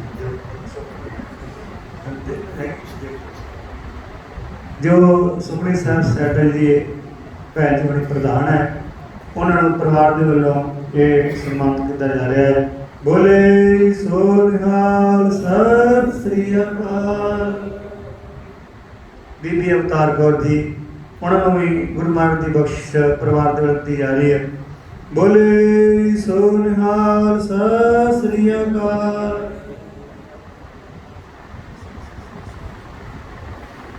भाई साधु सिंह जी जो कि गुरु घर के प्रधान साहब हैं नाम सर गुरुद्वारा साहब के वो भी हुण भाई अवतार साहब होना गुरु महाराज की जो बख्शिश है वो देव की किरपालता करेंगे। भाई साधु सिंह जी स्टेज के आने की किरपालता करेंगे।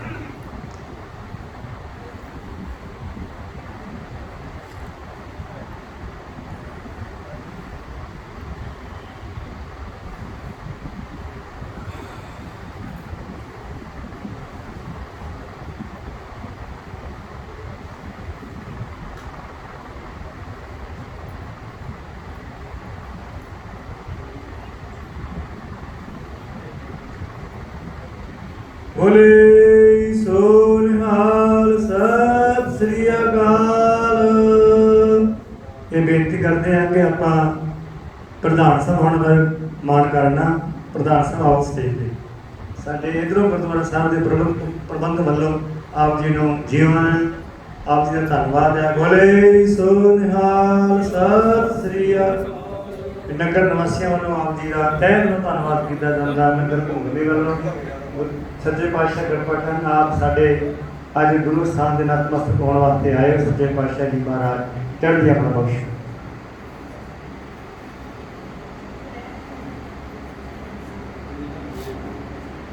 सरदार बलवीर सिंह जी भाई प्यारा सिंह जी के भराता उन्होंने बेनती है कि परिवार वालों जो संगतां अज उत्थों सन्मान लैके आईयां कोई सन्मान प्राप्त करने की किरपालता कर।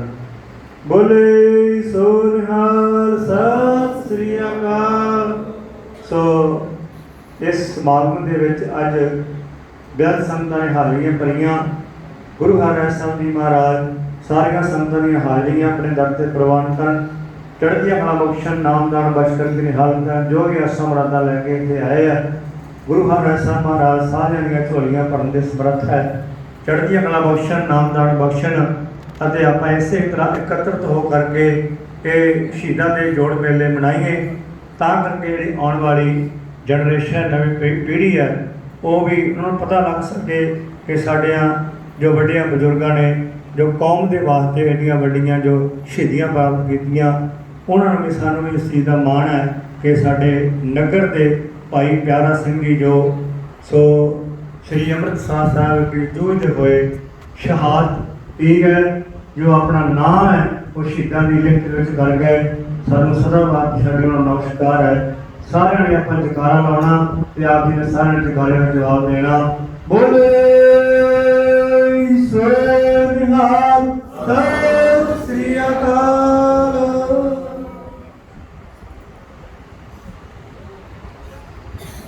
वाहिगुरु जी का खालसा वाहिगुरु जी की फतेह। इस स्थान के हैड ग्रंथी साहब भाई सुखचैन सिंह जी उन्होंने भी परिवार वालों गुरु घर की जो सुरपों की बख्शिश होनी है वो लैन की कृपालता करनी भाई अवतार सिंह जी बेनती है। बोले सो निहाल। समुचे परिवार वालों गुरुद्वारा साहब की प्रबंधक कमेटी वालों आईया हुई सारिया ही संगत का तहे दिलों धन्यवाद है जो इस समागम से आप पहुंचे हो। शहीदों को श्रद्धांजलि अर्पित की है। ਪਰਿਵਾਰ ਵੱਲੋਂ ਗੁਰੂ ਕੇ ਲੰਗਰ ਤਿਆਰ ਕੀਤੇ ਨੇ, ਸਭਨਾਂ ਨੇ ਪਾਈ ਛਾਕੇ ਜਾਣ ਦੀ ਕਿਰਪਾਲਤਾ ਕਰਨੀ ਹੈ। ਪਟਿਆਲੇ ਤੋਂ ਸੁਖਜਿੰਦਰ ਸਿੰਘ ਜੀ ਆਏ ਨੇ, ਬਲਵਿੰਦਰ ਸਿੰਘ ਜੀ ਪਟਿਆਲੇ ਤੋਂ ਬਲਵਿੰਦਰ ਸਿੰਘ ਜੀ ਆਏ ਨੇ, ਉਹਨਾਂ ਨੂੰ ਵੀ ਬੇਨਤੀ ਹੈ ਕਿ ਸਟੇਜ ਤੇ ਆ ਕੇ ਮਾਣ ਪ੍ਰਾਪਤ ਕਰਨ ਜੀ।